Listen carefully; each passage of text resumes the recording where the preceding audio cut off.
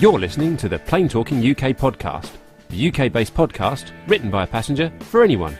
And here are your hosts, Carla Stebbings, Matt Smith and Neville Bounds. Well, hello and welcome to episode number 241 of the Plane Talking UK podcast. I'm Carl Stebbings, and back with me in the PTUK studios this week is my co-host Matt Smith. Hello everyone. Hello. Yes, I'm not down the line this week. It's back in the studio for me. Yes, I had my week off. It was fun.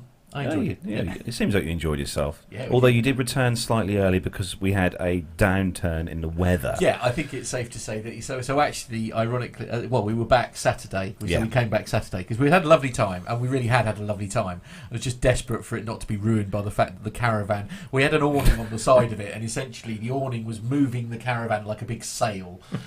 So we decided it was, and then because it turned very cold as well, so we sort of decided that rather than spoil the holiday, we would come home a bit early and have a couple of days at home. So that's exactly what we did. Good fun. Did I do all right, Matt?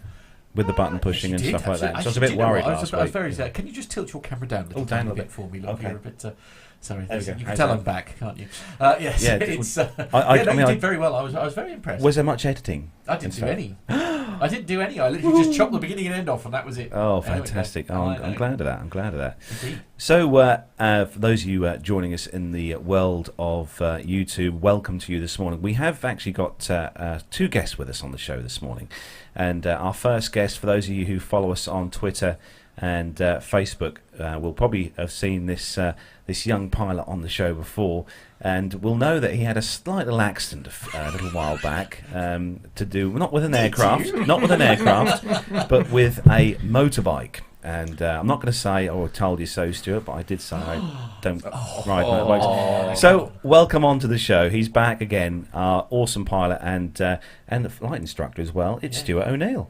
Hi. Good day, all. Good to be here. Thank you for having me. And sorry for being disabled and a bit slow this morning. It's all right. You are forgiven. Oh, so how are things, Stuart? I mean, obviously you're missing flying. You've not been on the line now for a little while. So I'll take it you're probably looking forward to getting back. And getting away from my nurse who's given up. She worked for the first 2 days, and then the last month has just been sheer terror. Because now I can't run away from the frying pans or the flying objects. But I do look forward to flying as well. Oh well, I bet you just can't wait to get back, because we do miss hearing the stories and stuff and seeing you obviously flying and stalking you across the country wherever you are, as we do. Well, I've been stalking other people actually, so I'm doing a bit of work from home at the moment in operations manuals for the company. Oh, right. So I'm doing some work from the desktop. Nice. Oh, so the company are keeping you working then? Yeah, well, it's kind of good for me. It keeps me on the payroll kind of thing. Yeah, that's good. But it's a good experience. So, I can tell you about it later. All right. Yeah. So we have a guest joining us from across the pond this morning. It's incredibly late where he is, but he's joined us anyway. So we're going to welcome onto the show. He's the Lord of ATC over in Australia. It's Ben Ippolito. Good morning, Ben, or good afternoon, or good evening where you are. Yeah. It's definitely evening over here. Hello from Melbourne, Australia, and Lord of ATC. No, I don't think so, not quite. It's always good to have a goal, isn't it? Yeah. So how are things with you, Ben? It's been good. Since the last time I talked to you, I've actually moved basically across the country, almost literally. I was in Gibraltar, Western Australia last time, and now I'm back home, my hometown of Melbourne. And through the wonders of modern technology, I'm actually doing approach control for a place called Adelaide, which is about 400 nautical miles from here. And wow. They bring it all back through the wonders of technology, and we do it from here now. So wow. I've changed positions again. I'm now a radar approach controller, so something a little bit different. Have you got one of those simulated towers with cameras and screens that surround you there? Because they've been practicing with that in London City. Simulated indoor towers. They did try that a few years ago. The problem that we have is you guys are trying to do it with London City, which is very close to Heathrow.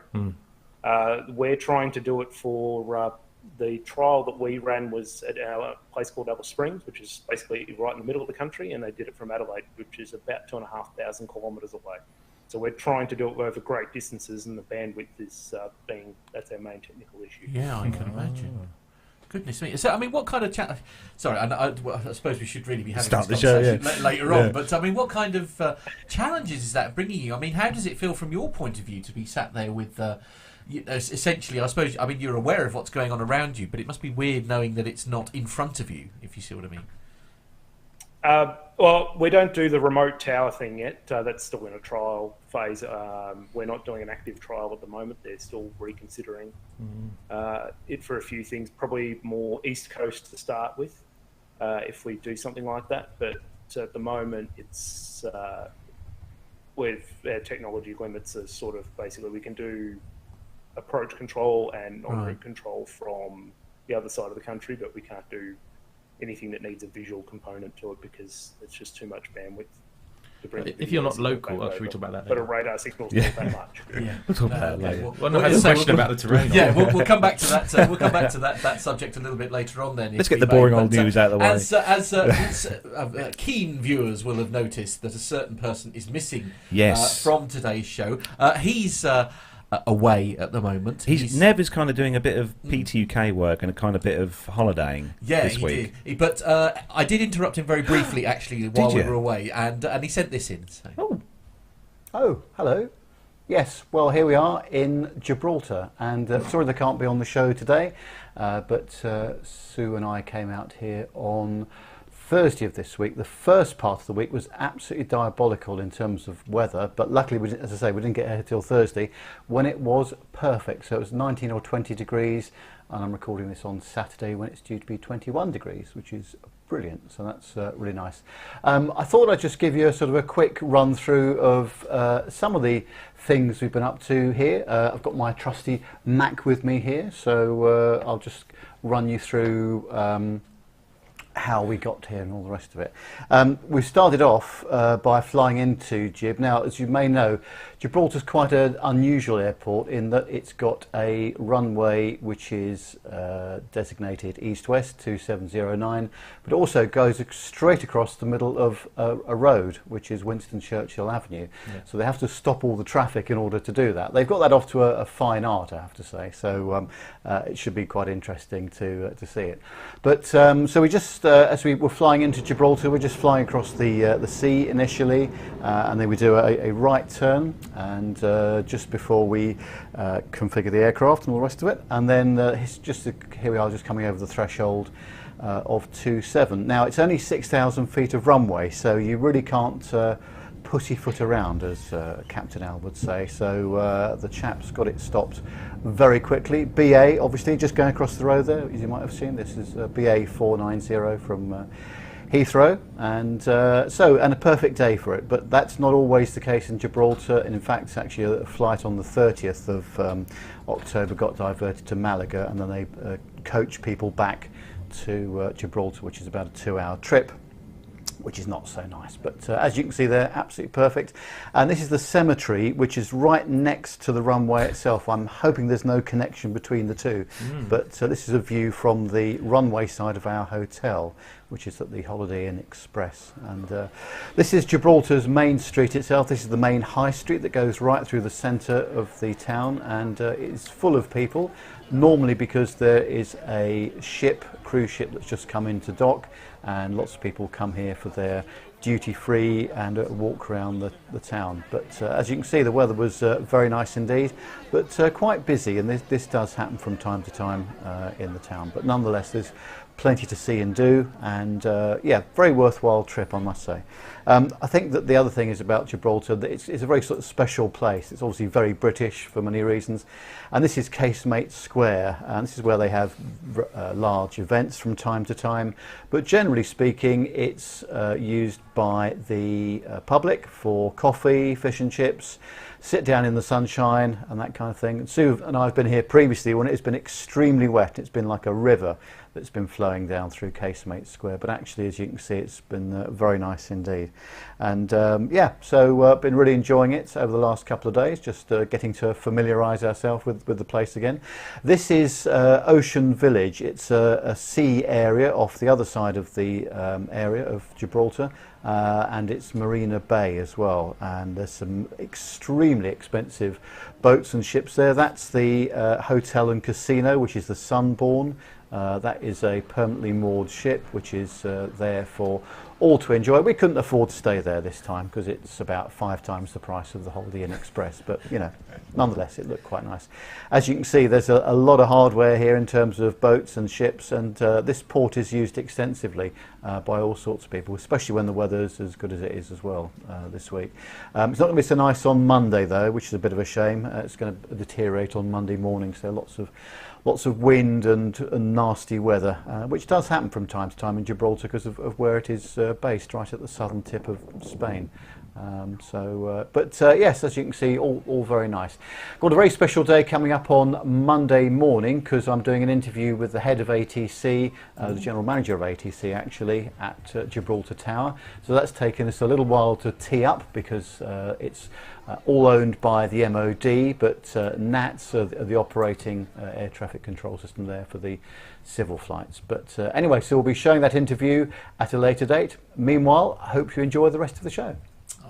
Thanks, Nev. Thanks, Nev. And of course, let's not forget, of course, the other reason why he's out there and why he's out there with Auntie Sue. It was his birthday on the Monday, and as is traditional with any of us who have been on the show, who work on the show, a message is usually sent in from the legend that is. So here's a little special message from Uncle Micah. Kenwood KR 7600, TX 3340, Technics SL10. Akai GXC 570D, Phase Linear 1000, Shure SME 3009, Stanton 881S, Ampex VR 660. Nev knows what I'm talking about.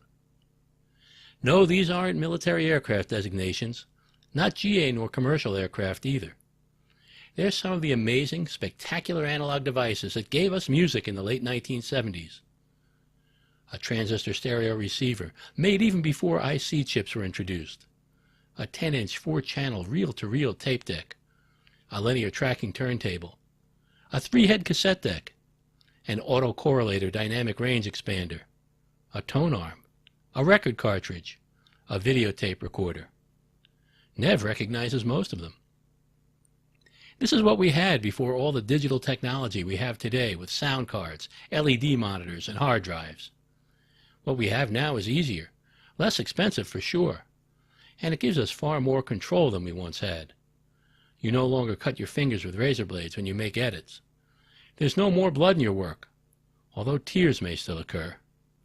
Nev may have scars on his fingertips. We've gained a lot, but we've lost some things too. There was a warmth to analog. It's hard to describe, but it's different than digital. Sometimes you can hear it right away. Sometimes you have to actively listen. If I had you listen to the same thing back to back, one recorded or played back in analog, one digitally, you'd know what I mean. Nev gets it. And with videotape, there was a velvet nature and brightness to it. It looked live, sometimes more live than life. It was real. It flowed. It was smooth. Nev's seen this. Okay. So why am I talking about high-end analog audio-video equipment and mentioning Nev all along? Well, last year, I described Nev as a man whose gleaming digital essence is filled with a big analog heart. And it's his analog heart I'm describing to you. Nev exudes warmth. He's velvety smooth. He's bright. And it all flows together. He's an analog guy. So happy birthday, Nev. And as you age, bear in mind that there are those of all ages who remember and even prefer the pleasures of old equipment. For Plain Talking UK, here in Portland, Maine, this is your main man, Micah. Well, there's a thing to it. Never a word said wrong there. Thank you, Nev. Wow, thank you, Micah. That was so good. So happy birthday, yeah, the happy legend birthday. that is Neville of Bounds, and I hope you are really having an amazing time where you are in Gibraltar. It certainly looks lovely, doesn't it? I know, it does look lovely. Thanks for sending that in, Nev. Awesome work, as always, Not with Nev. the camera. Will you stop saying with the video work. Oh, I see. Right, sorry. Yeah. Well, you know probably why, because guys, did you notice the equipment he did have was an Apple Mac, and I don't see one of those here. Oh, right. Okay, yeah. So you've got your iPad, you're represented, it's all good. Actually, and on that note, it was a certain long-suffering wife's birthday as well this week, because Gemma celebrated her birthday on the 2nd of November. And I just want to say a quick thanks as well. Again, she did ask me to just say to Micah, big thanks, because she actually got a card. She was so excited. She's was she? "I've got a card from Micah. The legend that is. And she was so chuffed with that. So thanks for that, Micah. Anyway, we probably should do some actual aviation-related stuff. Let's get on. So we are going to start the show then, as we do each week, with our rundown of the weekly news from around the world and the UK. So if you're ready, Matt. I am. I'm pressing buttons frantically. And Stu? Oh, yeah, I'm ready. Ben? I'm ready. Let's go.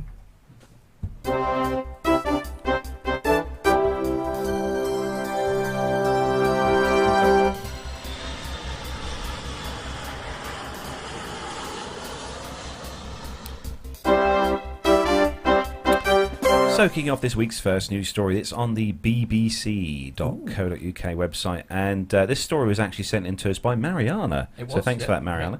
The headline is SAA, or South African Airways, should be shut down, says Finance Minister Tito Mboweni. I think I pronounced that right-ish. South Africa's state-owned... You know we'll get emails. I know. South Africa's state-owned airline should be shut down, the country's new finance minister has said. It's loss-making and we are unlikely to sort out the situation, so many view it would be to close it down, he said in a conference in the US. One of Africa's biggest airlines, South Africa Airways, has lost money every year since 2011. Wow. And it's among the struggling state firms that the president promises to revive. Just over 3 weeks into his post, Mr. Mboweni has keen to show how there are no longer any sacred cows for the government and a country facing huge economic challenges, says BBC's Andrew Harding. While it's not yet a government policy, the finance minister has made clear the urgent need to slash spending.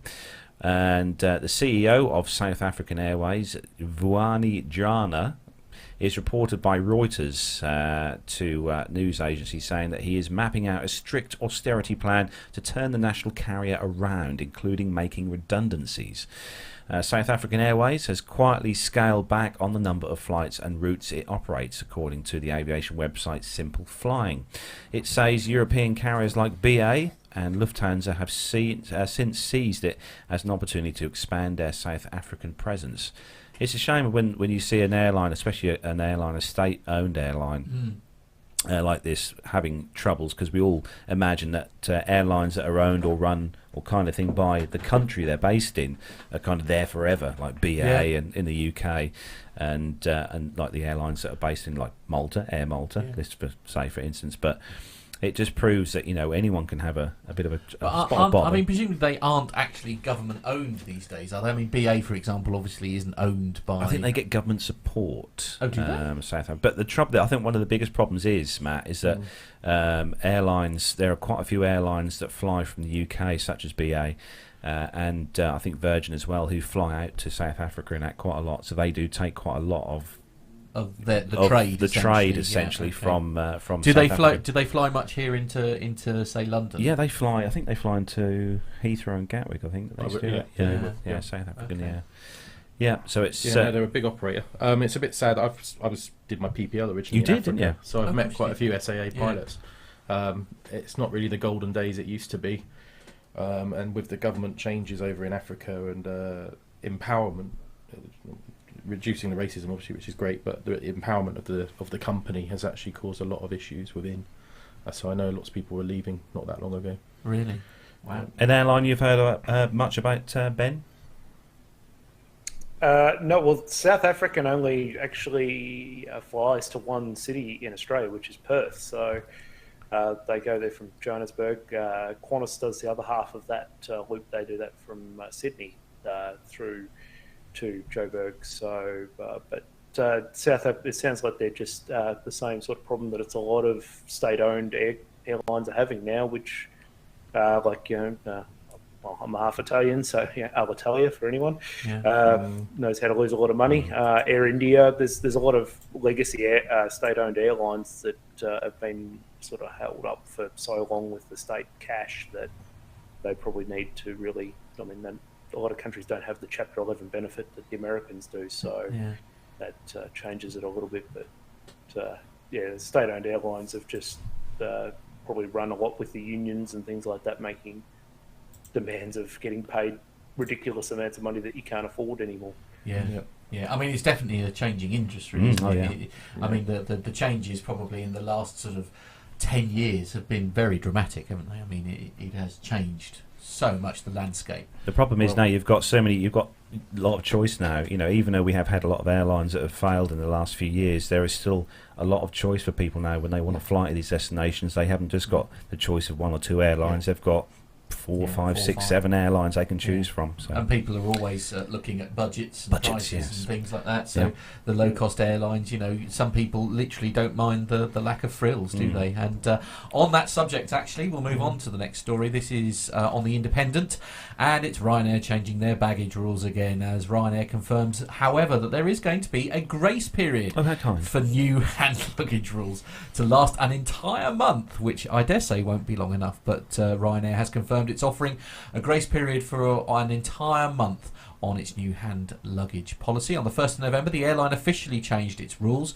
requiring customers to pay extra if they want to take more than one mid-size bag with them on flights. However, the airline said yesterday it would initially be lenient while customers get used to the change. Today it confirmed that this will continue until the end of the month. Ryanair told The Independent in a statement, while our new policy came into effect yesterday, that was the 1st of November, we have briefed our gate agents to take a reasonable approach while customers get used to the new rules over the month of November. Passengers who turn up at the airport with a second bag without having paid for priority boarding or to check a bag in should be subject to a €25 fee, but this is generally being waived by gate agents this month. We've decided we are going to have a grace period and waive fees weeks ago. Ryanair spokesman Kenny Jacobs said on RTE's This Morning Ireland, adding that this would last until the end of November. Ryanair announced the changes in August, which require passengers to pay £6 to between £6 and £8 for priority boarding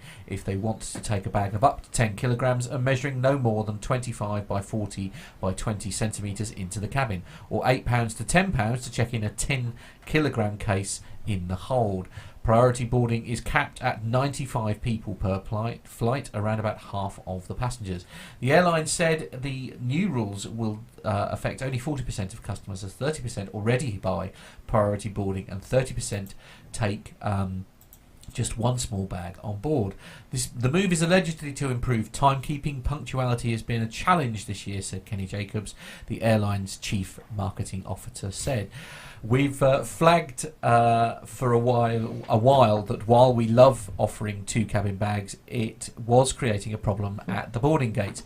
We want to protect our punctuality. However, Ryanair made 2,304,748. Oh, hang on, no, it's billions. 2,304,748,827. So it's £1.8 billion in ancillary revenue, all extras on top of the fare in 2017, 28.2% of all its pre-tax revenue. That number is likely to get even more of a boost with the new policy. Now, I remember a time when it was only ever one cabin bag in the first place. And it wasn't that long ago. I mean, I don't really understand why they changed. I mean, surely they knew that it was going to... They were going to run out of hat bin space. I think they just keep changing it so that customers start thinking every time they book their ticket, I better pay for the extra luggage option. Because so everyone will always click it. Yeah. I think I said to Matt earlier before we started the show, I think this is going to catch a few people out. I do think there'll be quite a few people who turn up for the flights and stuff who probably haven't seen or heard the news, and it will catch them out because they'll be expecting to take 400 handbags and 6 suitcases on, and that isn't going to happen. No, so it's not. That's the problem that they've had now in the US, that they changed the rules, that they started charging for bags, and then all the cabin... the overhead bins in the cabin started filling up, and everyone that became the next problem. And now you get Spirit, I think, charges for bags. And I've been in the States a couple of times, and you hear these announcements where they say the flight is full. If you want to check a bag, you can do it for free, and that kind of negates the point. But the other thing with this article too is that they say, it's the discretion of the gate agent. So if the gate agent's having a bad day, they charge you the full £25 euro, or I don't know what their guidelines are. They just don't seem very clear. If they're a Ryanair member of staff, they'll be getting commission on that gate charge as well, probably. Well, yeah, that's true. That is true. Yeah. Actually, Mariana said in the chat room, she said that after the grace period is finished, that Ryanair will probably change their baggage policy again. Oh, absolutely, yeah. Yeah, Absolutely. yeah. Keep everyone on their toes. And apparently Mash has just said in the chat room that Ryanair are not very popular over there at the moment because they're trying to close the Eindhoven base. Okay. Yeah. Is that because they're not making...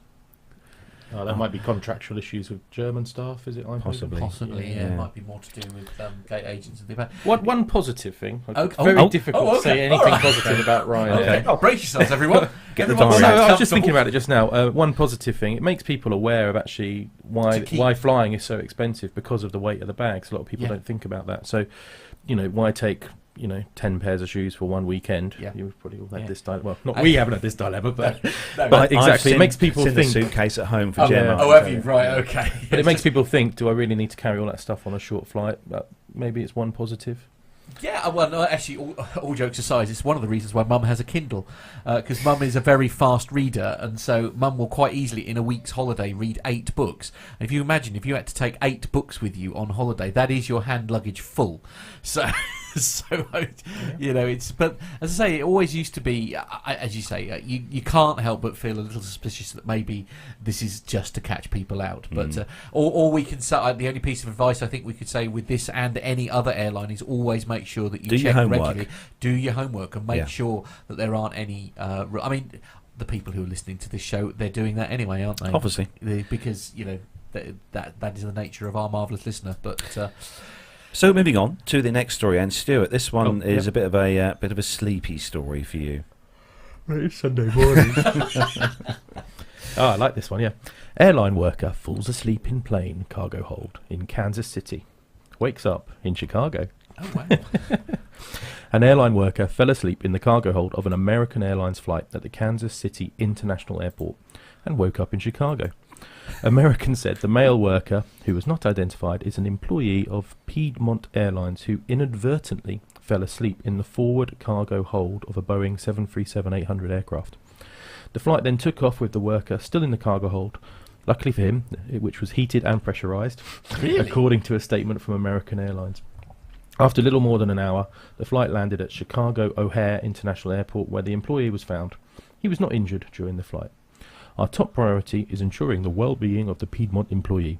He did not request any medical attention upon arrival in Chicago, and we are grateful that he did not sustain any injuries, the airline said. The American team is very concerned about this serious situation, and we are reviewing what transpired with our Piedmont and Kansas City colleagues. And that's from the Time magazine, time.com. Wow. I think not most aircraft holds. I don't think, are they always heated? No, they're not. Pressurised? So we have different aircraft have different types of holds. So we have ones that can carry live animals and ones that can't. It really depends on how they were manufactured, I guess, or what they were intended for. It depends a lot on the aircraft. Yeah. Okay. I mean, what makes the decision though as to whether it's pressurised and heated or not? It depends what the operator wants. So yeah.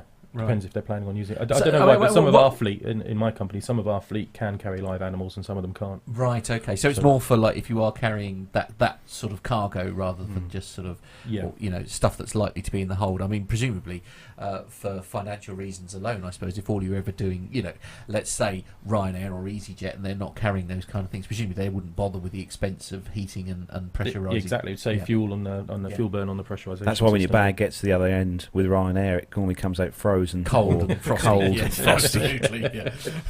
Indeed. It depends on the aircraft, but it's like the 73, what's this? This is an 800. So the airline I used to work for, let's call them Acme Blue, because we like the Acme family of airlines. Now that we had 737-800s, the front is always heated. You can't actually turn it off. It's just the way the 73 is. And both cargo holds are pressurised, and he's very lucky he fell asleep in the front of the back. But the thing is that the front, like the hold of a 737 is not terribly big. To load it, you have to be on your knees. Like that's sort of the height of it. And it only goes from the door back to sort of about just past the leading edge of the wing. So it's only maybe 5 meters long. So whoever locked the door obviously wasn't looking terribly hard for anybody else. Well, he was skiving and hiding behind the the person who's asleep waiting for bags is probably going to be a little bit easy to see. Yeah, but they would have thought. What worries me is that they would have seen him missing like 10, 15, 20 minutes. But when the plane was taxiing, pushing back from the ramp, they would have gone, "Oh, where's Dave? Where's Vlogs?" Yeah, absolutely. His mates are. You need a stern talking to him, probably tea and biscuits, I'd say. Or he was intentionally going to visit some family in Chicago and thought, I can get there for free. Right, Possibly. I mean, there's a risky strategy. I'll give him that. Yeah. I know staff travel's bad, but that's got it. That is true. So the next story, and Ben, it's a New Zealand story for you. This is Air New Zealand, or Air New Zealand, if you want the accent, takes delivery of its first 13 new Airbus aircraft, and I'll take the hate mail from all the Kiwis now. Sorry, we'll forward them on, Ben. It's fine. Air New Zealand's newest aircraft, the first of a $1.6 billion order, is en route to Auckland. On Thursday, the national carrier officially took delivery of its first A321neo. That's the new engine option. It was expected to arrive in Auckland on late Monday evening. The aircraft, with the registration Zulu Kilo November Alpha, is the first of 13 new Airbus Neo aircraft to join Air New Zealand's fleet. In 2014, Air New Zealand announced the $1.6 billion deal for 7 A321neos, 6 A320neos, and 1 ordinary A320. At the time, Air New Zealand Chief Executive Christopher Luxon said the new aircraft offered fuel savings of 15% and would save the national carrier $1.9 million on fuel a year. Wow. That's quite a saving, isn't it? It's rather good, yes. These have got the sharklets as well, because it's the Neo comes with the sharklets as well. The new aircraft departed Airbus's Hamburg facility on Saturday to begin a 4-day journey to Auckland. Like most of the narrow bodies that come to this part of the world, they kind of stop all stations. This one went via Oman, Kuala Lumpur, Cairns, and then on to Auckland, with a small team of 9 on board. The first aircraft was expected to enter commercial service on November 23, operating as flight NZ739 from Auckland back across the Tasman to Brisbane. The second A321neo was expected to enter service in the coming weeks. The majority of the remaining aircraft would follow at intervals through until late 2019, with the new fleet eventually replacing the airlines A320s that service the Tasman and the Pacific Islands. A further 7 321neos have also been ordered for the airline's domestic network and are expected to be delivered from 2020 to 2024. Wow. So this has sort of been a bit of a news item here. The 321 is obviously bigger than the regular 320, so it's giving them a bit of an upgrade in their capacity, as well as cutting the cost of the flight. 321neo actually still burns less than the 320, the normal 320 does. And yet it's capable of taking more passengers, essentially. The 320. Yeah, so this gives them additional capacity, especially Brisbane's quite constrained at the moment because their parallel runway hasn't come online yet. They're still building it. So it's actually becoming, it's looking so much like a runway that actually next week they're changing the runway numbering. Oh, really? To make the old runway 01 right, so that pilots don't get confused and try and land on the unused runway at the moment. Oh wow! What do you think of the 321? Then the new runway doesn't come on until next year, and then that will help Brisbane out quite a lot, because basically they're kind of doing a Gatwick at the moment, that they're operating single runway. Right. That they're just running out of capacity. Which I think is going to be a problem with a lot of airports, isn't it? Actually, I mean, it's that's why they're campaigning obviously for a third runway at Heathrow for that very same reason, isn't it? Because Heathrow is essentially running out of capacity. Yeah. I was just going to say about the A321. You were asking me a minute, Carl. I was speaking to a friend, an EasyJet friend, actually the other day, about the introduction of the A321neo, and there's a lot of fear about it because it's basically it's just an extended one, and you can see how close those engines are to the tarmac. But there's a difference. I'm sure some Airbus pilots will correct me now. But as I understand it, the A319 and the A320 could have a pitch-up angle on takeoff of 11 degrees, whereas the A321 Neo can only have a pitch-up of 9 degrees. So they're very, very scared that they're going to get a few tail strikes on rotations with these new aircraft with old staff. You know, if you've been trained all the time to pitch up to 8 or 9, then you suddenly got to bring it to 6 or 7. So, yeah, watch out. There might be a tail strike from a A321 in New Zealand. It happened quite a few times with BA when they transitioned, apparently. Ah. So I was going to say, that's my one little bit of knowledge about the A321. Those engines, because when you look at the pictures on there, the engines just look so large, you know, in comparison to the fuselage. You cast your minds back to the old, sort of older CFMs and the Pratt engines and stuff, which are a lot smaller than this. But I'm yet to fly on one as yet. But well, we'll see how it goes. Yeah. So moving on. Yeah, you've got the pod strike risk, and then because the aircraft's so long, that you have that other. But the Airbus is a little bit harder because the computer actually basically tries to fight you. Yeah, but it can't on takeoff because that's the one bit. The ground, but it will let you, but it will try and fight you. But on the ground, on the takeoff rotate is the bit when the actual pilot's in charge. The one bit that they are allowed to touch the controls. That's good. Might have you on next week, Stuart. So moving on to the next story, and well, this is quite an interesting one for those of you who have heard of the brewery, the BrewDog brewery. Oh yes. And this one's on the metro.co.uk website, and BrewDog launches first ever craft beer airline. What? Really? So BrewDog is set to launch the world's first ever craft beer airline, which will take off in February next year. The flight will take place on a bespoke branded Boeing 767 and will fly from London Stansted to Columbus, Ohio, where the BrewDog brewery is based. Passengers on the flight will get the full BrewDog experience over the 4-day trip, with a tour of the brewery and a day trip to Cincinnati for more beer-related activities. The brewers have created a craft beer that is designed to taste better at high altitude, so the flight is the perfect chance for beer lovers to test this out. Passengers will also get to sample beer cocktails and food and beer pairings during the journey.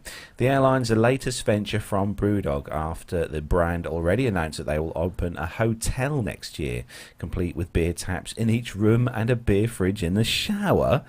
Oh, wow. Unfortunately, the flight isn't open to just anyone. To get a seat on the aircraft, you have to be an equity punk, which in layman's terms means one of the BrewDog's many investors. If that's you, you'll be able to apply for a seat on the flight for £1,250 per person, or £2,250 for 2 people sharing a room. That includes accommodation at downtown Columbus Hotel and all the day trips. It's not looking good if you're already not already an equity punk, because the application to become a BrewDog investor has now closed for UK residents. But there will be chances to win tickets for the flight, so keep an eye on the BrewDog's Facebook page and Instagram page for more details. Oh, wow. Yes. How much do you want to be on that flight, Carlos? Come on. Well, be honest. So basically, it's a flying stag do. Yes, definitely. Basically that is true. Yeah, flying stag do. I wonder if my staff travel covers that. If they're serving that much beer, is this thing even going to get to Columbus before they divert because somebody's it's going to kick off, misbehaving? Yeah. Indeed, or wing walking. I mean, with a flight like that, I mean, the attendants would have to have a very relaxed view about alcohol in the air, wouldn't they? I mean, I wouldn't fancy the job of being on that flight. Let's put it this way. No, not working anyway. These will be well-behaved beer drinkers who obviously like good beer. Good beer, yeah. Although I was thinking, it says it's specially made for high altitude. I'm not sure really what that means, because I thought at higher altitude you can't taste so much. Your taste does that buds make are it, not as good. makes it extra, not strong, hoppy, but like more hoppy, so that you can taste more hoppy. Yeah. Sorry, my English is terrible this morning. It's just like, I had actually a couple of Christmases ago. I got brought by a family member some BrewDog stuff, and it was quite nice actually, to be fair. It is, yeah. On the subject of beer. Yeah. But moving on. Any excuse to mention beer. Moving swiftly on moving to an aviation-related Did you not bring story. any of them in for Sunday? No, Yeah, sorry. we should have done, shouldn't we? We didn't think this through for a Sunday anyway. It's an update basically on the Ryanair crash.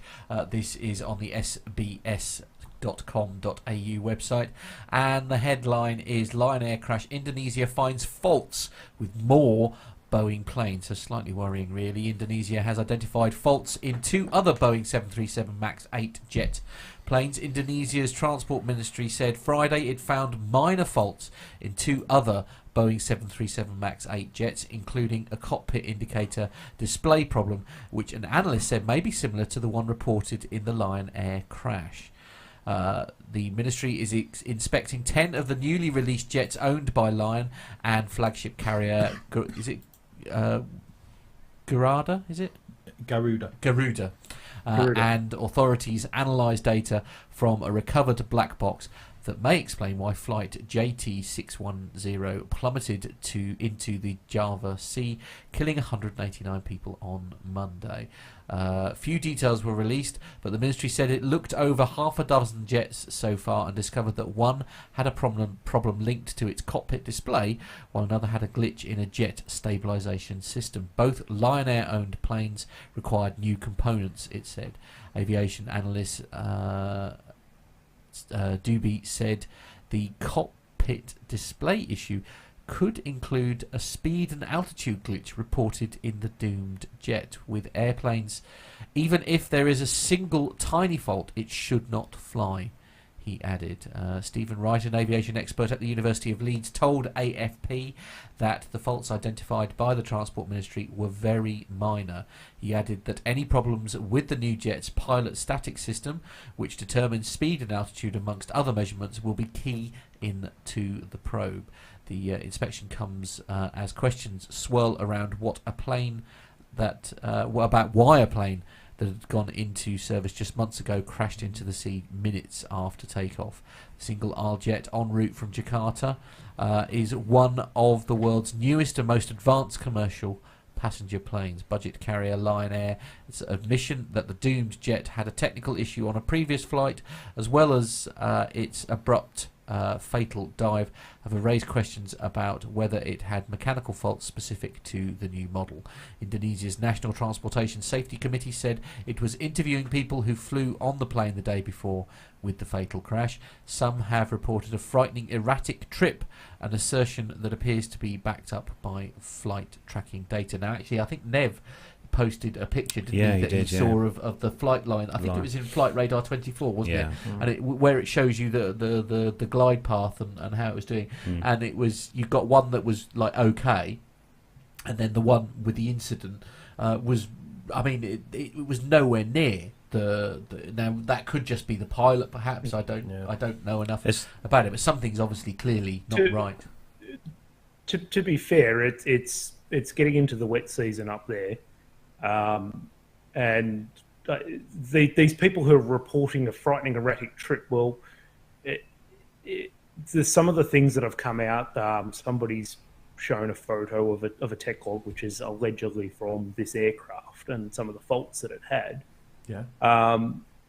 Which is, it's like a new car. Sometimes you get one that's not, it needs a few things done to it. But if the pilots are flying it manually, it's going to feel nowhere near as smooth as the autopilot is anyway.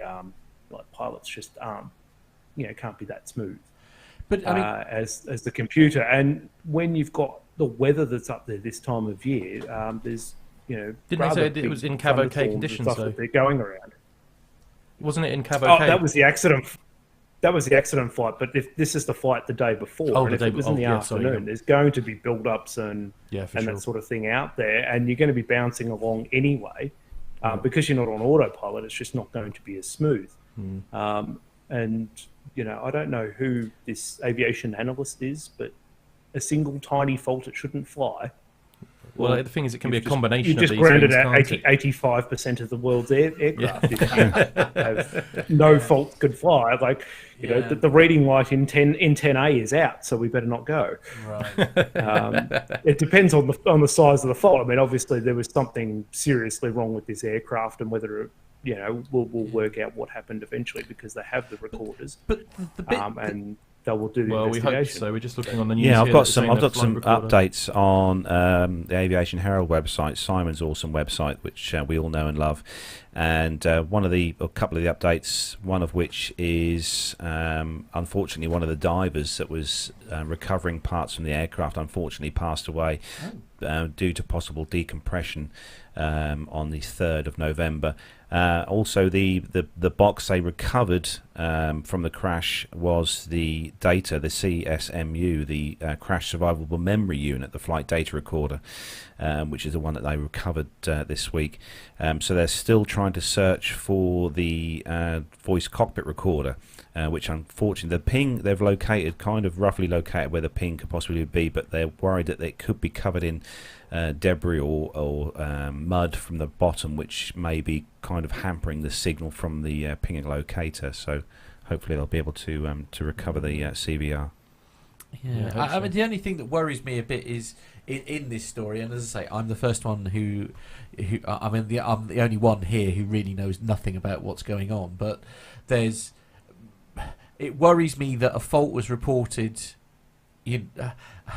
I suppose the nervous flyer in me wants to know how serious that fault was that was reported yesterday, and like who okayed it to fly if it did have that fault. I mean, yeah, but as Grant just said, there's always countless faults. You know, you said reading light in 10A. I mean, every tech log in every aircraft has got an endless list of defaults. Fair enough. Yeah, no, I mean, don't get me wrong. I'm quite comfortable flying if one of the reading lights is out, but it was just. I'll put it this way, Matt. Indonesian Aviation has not got the best safety record. Yes. There's a reason that there is. I think Garuda is the only airline that's allowed to fly in the EU. Right. And that's because they've had a massive tidy up. Okay. These guys, they're Indonesian carrier. They're low cost. They are expanding like you wouldn't believe. Like it's just crazy the amount of stuff the amount of expansion that they've done. Yeah. But they've had some pretty high profile incidents. Well, one was an accident. Ryanair, I think it was about 3 or 4 years ago, they put it was another 6 or 7 month old 737 that ended up in the water off the coast of Denpasar. Luckily, in that one, everybody got out because they were literally at the beach. But that was due to pilot error. Right. Basically, that one. We've had a couple of big incidents in Australia from 2 separate Indonesian carriers where they flew the departure procedure for a runway other than the one they took off on. Yeah. Which caused them to do really hard and unexpected turns and caught the departures controller by complete surprise. And they were like, where are you going? In the latest one out of Melbourne, they turned to what was the first waypoint off the other runway, basically pointing them towards the biggest hill inside the whole terminal area. What? I mean, I say funny. It's not funny. It's serious. But the controller said, "Where are you going?" To which the pilot replied, "Indonesia." So, okay. I mean, he wasn't wrong, but that's kind of not what we meant at the time. No, and he probably should have known that. To be fair. I mean, sorry, you were going to say. Stuart. I was just going to say, I've actually spent a bit of time flying in Indo as well, and they are absolutely shockingly hopeless, which is normally half the reason for these accidents. And I was just thinking that you said that Denpasar one. I think as well in that one, it was only 3 weeks later they said, "Oh, actually, we did have one casualty." They found a body later that they didn't even have accounted. I believe. Really? Yeah. Oh my goodness me! That is. But in Indonesia, the civil aviation over there is in a very poor state, and so that the aviation authority is just corrupt, basically. Right. You can buy a license in that country. Wow. But if that's the authority that's monitoring those companies, yeah, then you can imagine the situations within those companies. Yeah, indeed. The company that I work for, Matt, and to be clear, not that I'm speaking on behalf of my company because I'm not allowed to do that. No. But we have a what we call a transport safety assistance package, I believe it's called, where we spend quite a lot of money and effort, where we send our experts and subject matter experts and things like that to Indonesia to help them out, to help them bring their safety up to a standard, which is something that we started probably almost a decade ago now, purely because we're on the other side of the border from in airspace terms from Indonesia. Like we have borders with Ujung Centre and with Jakarta Centre, so we have to accept what they've set up for the controllers up north, and if they're setting up things that are dangerous, that doesn't help us. No. So we've taken it up to help them out, to give them more technology and give them more safety and try and change the culture over there a little bit. A small part of me finds it rather worrying, though, that you're even having to consider doing something like that. Do you know what I mean? I mean, and I appreciate you're speaking personally rather than on behalf of. But I mean, I must admit, I'm sitting here reading. I mean, obviously the story is awful. There's no two ways about it. People have lost lives.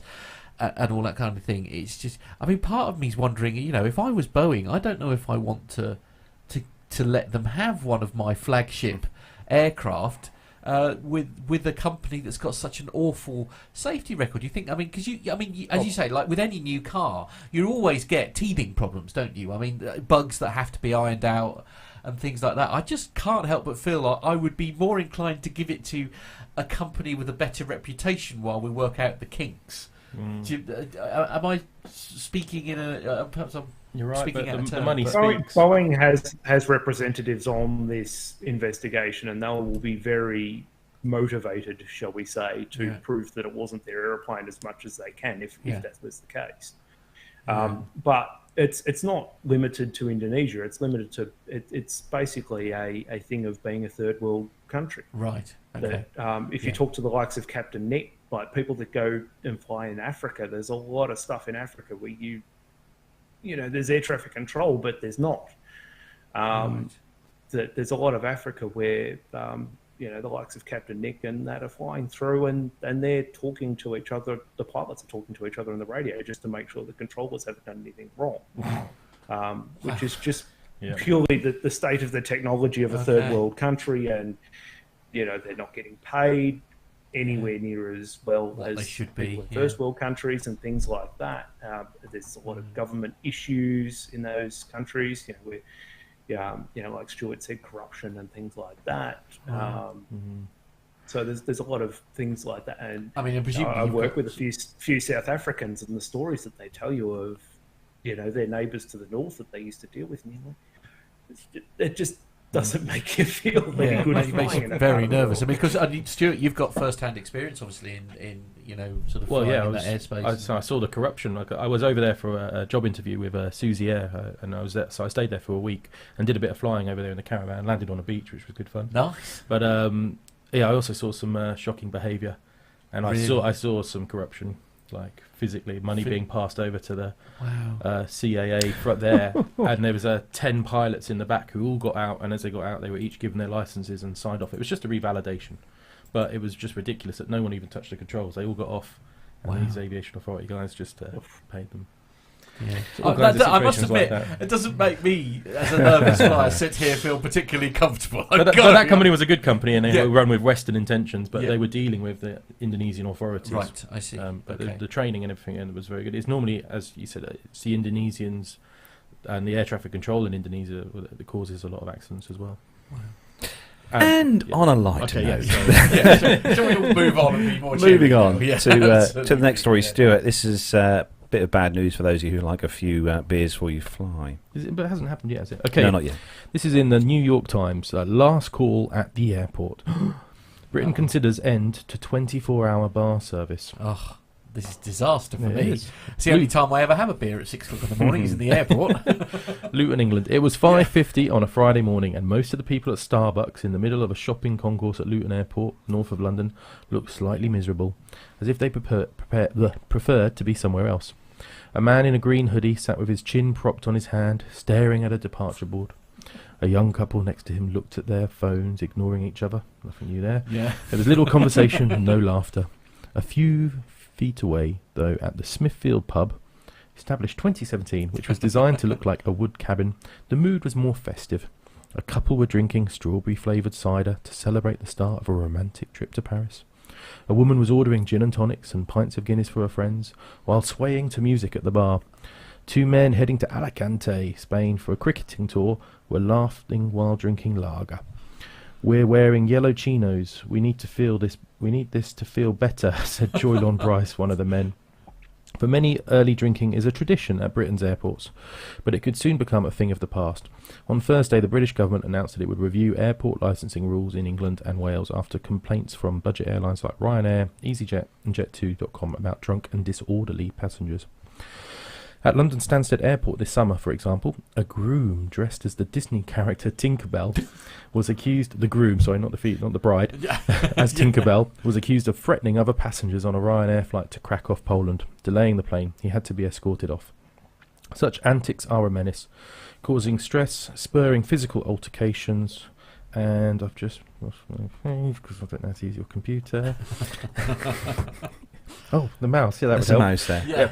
Ryanair said it's completely unfair that airports can profit from the unlimited sale of alcohol to passengers and leave the airlines to deal with the safety consequences. Outside of airports, most local authorities limit the number of places that can sell alcohol around the clock, and the usual closing time for bars and pubs is between 11 p.m. and 1 a.m. But bars at international airports are exempt from Britain's licensing rules. One can generally get a drink at any hour. The Home Office is seeking public comments on whether the stricter licensing rules should apply to airports too. The government has suggested banning alcohol sales at airports from 4 till 8. British newspapers express shock at the news. The party's over. Brit holidaymakers should be banned from 24-hour boozing. Yeah, I mean, this is the same old story, isn't it? It's the minority spoiling it for the majority again. I mean, I mean, I'm literally just having a pint of cider just because it's quirky to be able to have one at 6 o'clock in the morning. Do you know what I mean? It's. I think I get where the low cost airlines are coming from. A small part of me can't help but feel it's sour grapes because they're not the ones making the money on said drinking, but.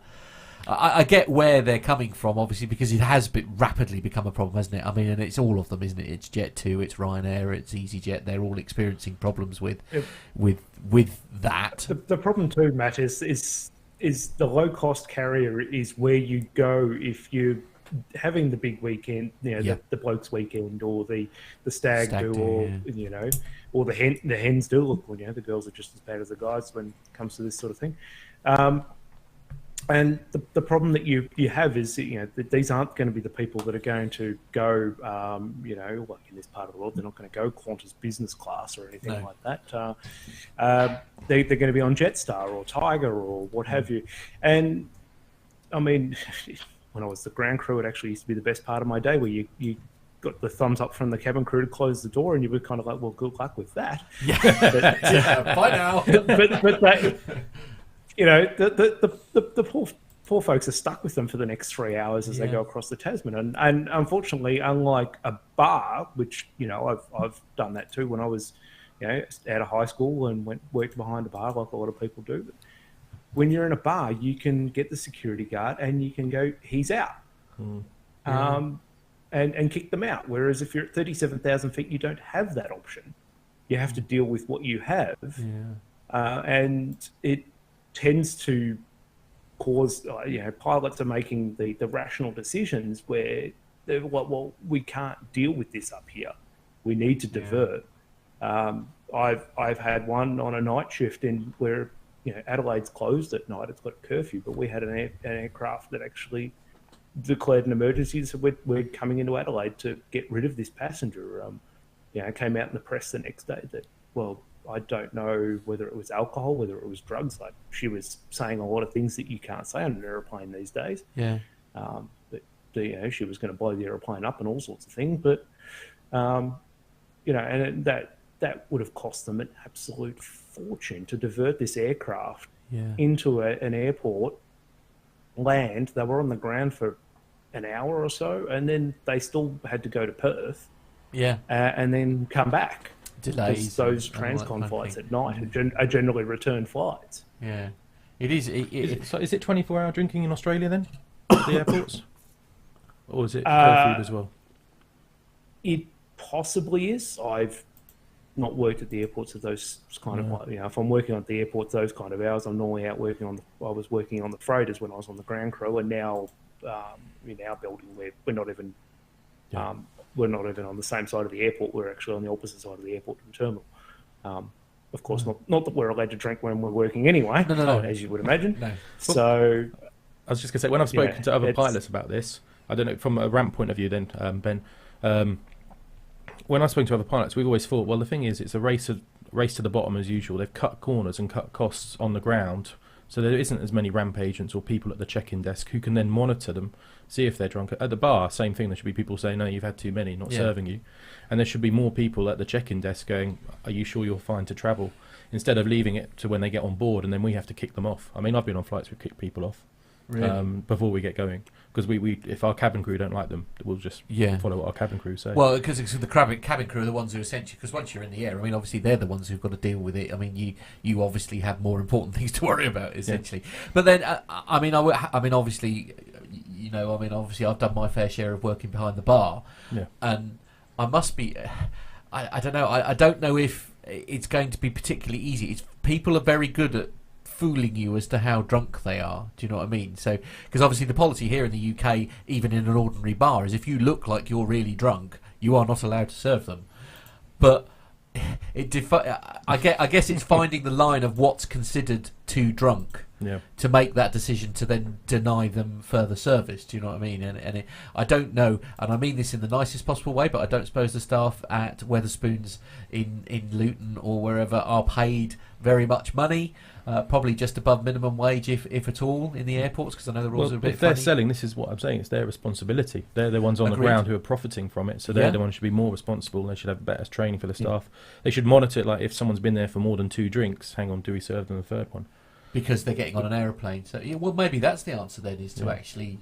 And it has a lot more effect at altitude too. Yeah. And do you have the issue over there, Matt, where it's sort of been a big thing here where they're cracking down on it more for concerts and events and things like that, where people will they call it preloading. So basically they all go, get half drunk at home and then go out and then have even more when they're there. And the problem for the cabin crew is that they're fine when they have the first one. Yeah. But then they have one, and then it's we've had it made the news here about 3 years ago where a Jetstar flight to Thailand, I think it was going to Phuket, ended up in Denpasar, only because Jetstar also operates there, where they kicked six guys off the aircraft because they were having a punch on at 38,000 feet. Yeah. Richard Bell's saying they call it pre-gaming, where he's getting rid of it. It's that same sort of thing, isn't it? But it's I don't know. I mean, it's a story that we'll come back to again, I have no doubt, because it is an ongoing problem. I mean, I don't know what the solution is. I just think it's very unfair for the likes, and I mean this selfishly, for the likes of myself, where and I dare say every single person who's listening to the show, they wouldn't dream of getting absolutely hammered to get on an aeroplane to go out there, and it seems really unfair to then end up heavily regulating against the majority because of the minority. But I guess that is the world in which we live, isn't it? So we should move on, probably. You can borrow my hip flask when you go on holiday next Oh, month. Brilliant. Thank you, mate. No, I hope it's under 100 mil. 100 mil, absolutely. So the next story, Ben, it's on BBC News. And be careful with this one. Don't damage it.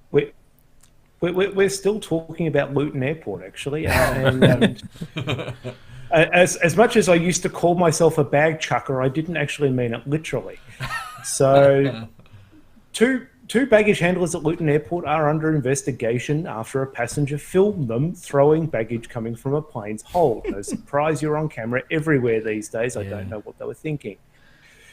The footage uploaded on social media by Rob Button, don't know why we needed his name, is believed to have come following a Wizz Air flight from, is that Poznan? Not Polish, so apologies, in Poland. Azura, an Italian company which is contracted by Wizz Air for the baggage handling, has apologised. The firm said that the company would deal with the matter internally. Reading between the lines, that's probably by firing the pair that were involved. BBC's contacted Wizz Air and Mr. Button, and Luton Airport said it wasn't us, we're not responsible. Mr. Button told the Metro, I could see them throwing the bags without any care for anyone's belongings. It's the disregard that they had that bothered me. I filmed them for a while, and it was clearly how they just unload the luggage. Azura's UK station coordinator, Gennaro Casa, oh God, I'm Italian, I can't even pronounce that. Casa said, they continuously strive to meet customer and stakeholder expectations, and they apologise on behalf of the company that in this instance those expectations have not been met. The individual employees identified in the footage are now under investigation, and the matter will be dealt with via internal company procedures. Yeah, or a jolly good Luton firing, Airport, yes. Yes, a Luton Airport spokesman said, we expect all third parties operating at London Luton Airport to uphold our high standards. Where this is not the case, we work with our airline partners and their ground handling agents to take any appropriate action. Now, when I was working for Acme Blue, it was, you knew that you had 1,000 eyes on you at any point in time, unless you were inside the aircraft or inside the baggage area. You had people watching you all the time. Yeah, Big Brother's always watching. Yeah, and inside a 737, you literally can't throw a bag anyway because there's not enough room. But these guys just look like they're casually throwing the bags. Now, to the casual person, it may seem that sometimes what baggage handlers are doing is throwing the bags, but it's because the bag literally has to get airborne between the baggage belt and the actual and the baggage cart. But normally the landing is nothing because it's very, you're only transferring that small distance, and you're trying to just keep the weight off your back and save your back. But this picture that's on this article, the guy's clearly just thrown the bag because it's well airborne, and it actually reminds me of a thing I saw about 20 years ago where there was a certain American carrier, and there will be no surprises to who it was, where they obviously couldn't find the baggage belt to unload this 757 or 767, I can't remember which one it was. The hold on that aircraft is about 12, 15 feet off the ground, if not more. And these bags were coming straight out of the hole onto the ground. So, and it's just one of those things, especially... that was in '96, so there wasn't such a thing as a smartphone camera. But these days, you can't get away with it. I mean, you have a look at the whole furor that happened with United Breaks guitars. But they must know that. I mean, as you say, we live in a world where everything is high. The surveillance is everywhere. I mean, they must know that the risk of them being filmed doing something like that. You'd have thought that your own self-regulation, think, I better not do that because somebody's probably watching me out of the air, because we're all staring out of the aeroplane windows while they're sort of nosying, watching them refuel and doing all these. I mean, yeah, but they get rushitis. They got told I've got 5 more planes to unload or reload, and then there's we're running late. The usual. Yeah. But they get skilled at throwing. That's why I said play that video. They get really skilled at it. Yeah, absolutely. Yeah, very good at flipping a cone, as it were. Indeed, that's not a euphemism. Or maybe they were just at the Weatherspoons. They might have been. They just finished shift. Yeah. Indeed. So, moving on to the next story. This one is on the bizjournals.com website. And for those of you who obviously we all know and love the 737, and this is actually about 737s that are being completion work, which is being done not in the US, but Boeing to start 737 completion work in China in December. So many of the Boeing Company 737 fuselages built by Wichita by Spirit Aerosystems Incorporated will soon have a longer journey from the air capital to be finished out for their eventual airline customers. According to a report from Reuters, Boeing expects to be operating out of its new 737 completion center in Zhoushan in China next month. It's also expected that the facility will make its first delivery to a customer, which will be Air China, by the end of the year. Boeing aims to eventually complete and deliver 100 of the 737 narrow-body jets per year from the completion centre, that would represent about 15% of the total number of 737s built. And, well, it says here that the fuselages and other 737 components built by Spirit for those aircraft will still be transported by rail from Wichita to Boeing's final assembly line in Renton, Washington. Those single-aisle jets will be flown following assembly to the Soshan Center, where Boeing and state-owned COMAC, or Commercial Aircraft Corporation of China, will finish interiors, paint exteriors, and put other finishing touches to the aircraft before delivery to Chinese airlines. Spirit, which is Wichita's largest employer, builds around 70% of every 737 that Boeing delivers. Around a third of all Boeing 737 sales are to Chinese airlines. So it's obviously most people tend to think of the Boeing products coming from the US all the time, Yep. but it just proves that, along with Airbus, because Airbus is the same, whereas a majority of the Airbuses are obviously built and assembled in Toulouse, but their bits come from the UK and all around Europe. Didn't we read an article last week or the week before where Boeing were putting, despite Brexit, that there was talk of a Boeing centre being built here as well? Yeah, it's their first manufacturing site outside of Europe. It's in the UK. Yeah. Which would be quite cool. It's good news because it's an incredibly. I mean, obviously they are an incredibly popular jet, and the Chinese market is huge. I bet. There's so many. There's so much air traffic in China. The only thing is, I've had Chinese motorbikes before. Not the one I crashed on. Not the one you crashed on. No. But the quality and the materials of it was not good, and I do worry down the production line. Yeah, that's my only concern. Airbus has had a factory in China for a while now, but there's part of me that wonders how long before the next COMAC jet looks awfully like a 737, like their 919 looks awfully like an A321. There is that struggle, I suppose. I mean, I must admit, I had a little Chinese scooter, and to be fair, it was done by a little company. Yeah. It was sort of sold here in the UK by a company called Direct Bikes, and I have to say it was a brilliant scooter until literally 2 weeks after my 3 years were up, and it literally stopped working. It was like they have built-in timers, man. Yeah, I swear it's got a timer. It was like literally 2 weeks after I've managed to get an MOT on it and everything, and then literally 2 weeks later, it would not start. It didn't matter what you did to it; it would not start. Tried new spark plugs; it was practically rebuilt. It would not start. Yeah, it's just one of those things. Let's hope they don't have a similar problem with Boeing, then, I suppose. But anyway, we'll move on to the next story. Yeah, this is on the Russ Tourism News website, and it's a story involving Qantas, and they're going to be expanding their discounted fares program. So Qantas has today announced an expansion of its discounted fares program, giving residents living. Okay, it's all right. So I had a thing pop up telling me to subscribe. Is an expansion of its discounted fares program, giving residents living in regional Australia access to more affordable air travel. So the program was introduced last November as a 12-month trial in selected regional cities, where residents compete with a very high proportion of corporate travel, specifically from the resources industry. Residents can access discounts of at least 20% and up to 30% off return fares for travel from their local airport to the nearest capital city or major town. Discounts are available for personal travel to individuals who reside in the following regional ports. So we've got... do you want me to pronounce that? Yeah, we better let Ben do I'd be this. very grateful. How do you say Kalgoorlie? They're very good. That's right. So Broome, I'm all right with. This came up in my part of the world when I used to live in Karratha, which is number 3 on the list, because it is horrendously expensive to go anywhere. Right.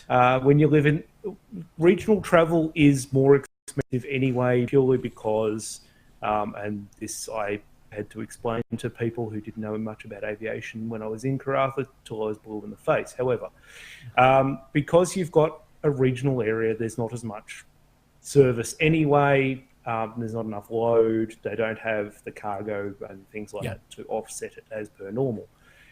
This is a thing because it actually went into the Senate over here, where they had a big inquiry about why is regional travel so expensive. Especially in WA, it got a little bit out of hand when the mining boom kicked in, because you had companies like BHP, Rio Tinto,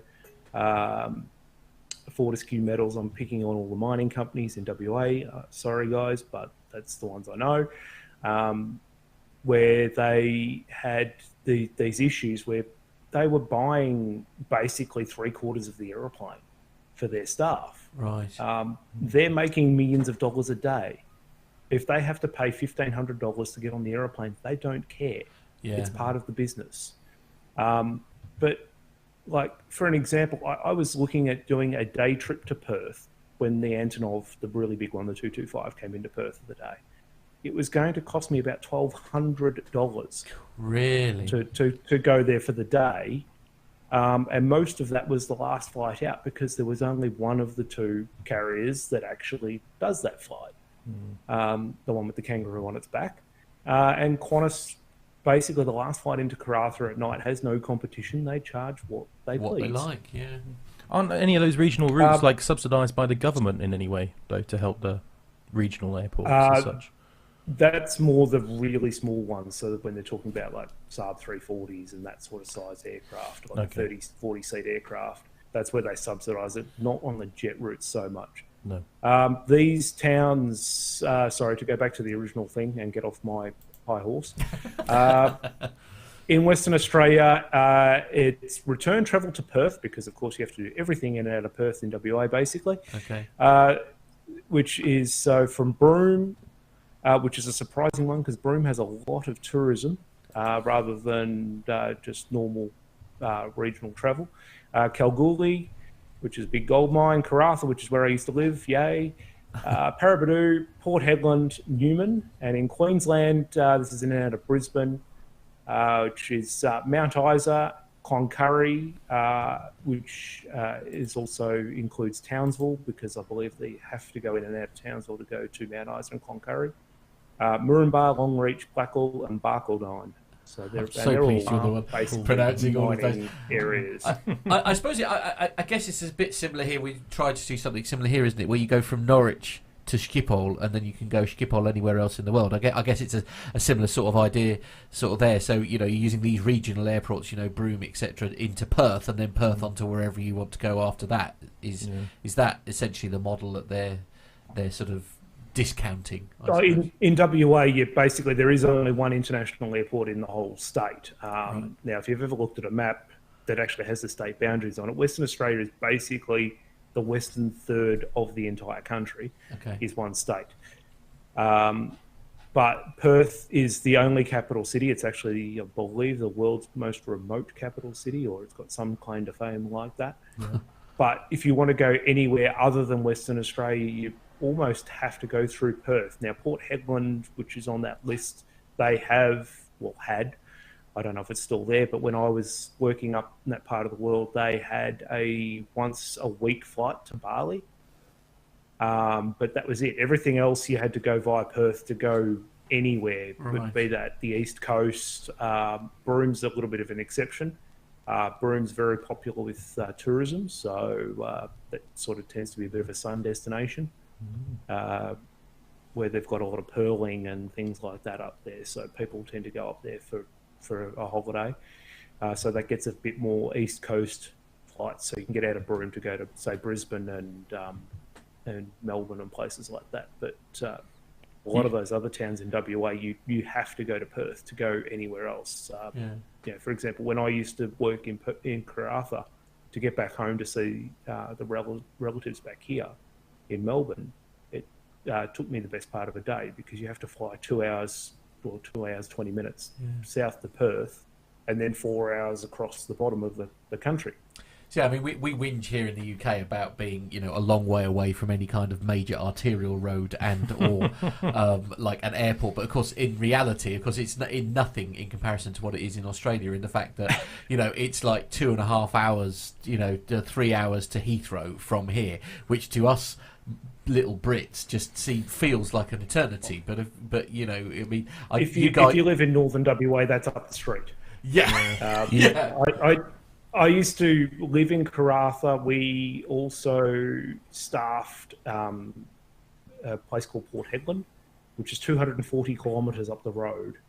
So you would drive up there for a 2-3 day trip to cover their leave, because they wanted to go on holidays somewhere, and yeah, it'd take you 2.5 hours to drive up there. But that was basically the next town up the road from out that part of the world. That's to give you an idea, Matt, I drove the coast road, well, effectively the coast road home. It took me 8,400 kilometres to go from Carrara back to Melbourne. Wow. Now you can see why I was taking my sweet time, so it took me Good. But now you can see why I've long been way. to visit my cousin in Australia, Yeah. in Western Australia, because she lives in Geraldton. Ben? Oh, yep, that's Yeah. a nice part of the world. Yeah, Yeah. and she keeps, because they're back in the UK at the minute, but they're going back to Geraldton next year. But you can see now why I'm yet to go and visit them. Go out there, Because even she tells me what a nightmare it is to get to their home, because they're right on the right near the beach where they are. So essentially, us Brits need to stop complaining. Yeah. just We do have a lot more traffic though, so it's stressful. Yeah, it's I not just a suppose so. straight road. No, there is that. Shall we move on? So, Stuart, the next story is on Okay. CNN. Yeah, cnntravel.com. Yeah. So this is Business Traveller, totally new jetliner unveiled for US flyers. For some folks, flying on a brand new airliner is almost as exciting as riding in a spanking new car. So get ready, air travel fans. Beginning in January, travellers in the US of A will get to fly on the first newly designed large single-aisle airliner in nearly 3 decades. Delta Airlines, the world's second largest carrier, unveiled its new Airbus A220-100, that is the Bombardier CS series as it should be called, during a ceremony Monday at its headquarters at Hartsfield-Jackson Atlanta International Airport. With the roar of jet engines in the background, excited employees lined up to tour Ship 8101, as Delta named it, the first of 75 A220s that Delta is expected to bring into its fleet over the next 2 to 3 years. Swiss, Korean Air and Air Baltic already fly these jets, but Delta will be the first carrier in the US. Taking the stage at the celebration, Delta CEO Ed Bastian welcomed the A220 as a beautiful new member of the family. This $81 million jet has racked up several firsts. It's the first Airbus airliner designed and built by another company, Canada's Bombardier. Yeah, lovely wing on it. It's the first single-aisle airliner to have super strong, lightweight, non-metal wings made with a special process called resin transfer injection, which is squirting carbon fibre resin inside the wing skin. This matters because carbon fibre wings have fewer rivets than metal wings. They slip through the air more smoothly and they need less maintenance. It's also the first single-aisle commercial airliner with electric brakes. I didn't know that. Instead of typical hydraulic brakes. No more leaky hydraulic brake lines equals less maintenance. Less messy as well. Delta plans to use... Here we go. Technical Use issues. the mouse wheel. That's it, use the mouse wheel. Delta plans to use... It doesn't work. There you go. That's why I never use the touchpad. Always use a mouse, guys and girls. Yeah. I mean, we get the gist of the story basically there. That it's. I mean, it's exciting. Of course, we saw the A220, didn't we, at Farnborough? Yeah, which was a real treat. It's a great thing. As Actually, you say, what's they're that being built by Bombardier. As About well. the seats, Stu, on that story. Yeah, sorry. When I finally got this mouse to work. Yeah. If it I was just covering it. It's fine. Thank you.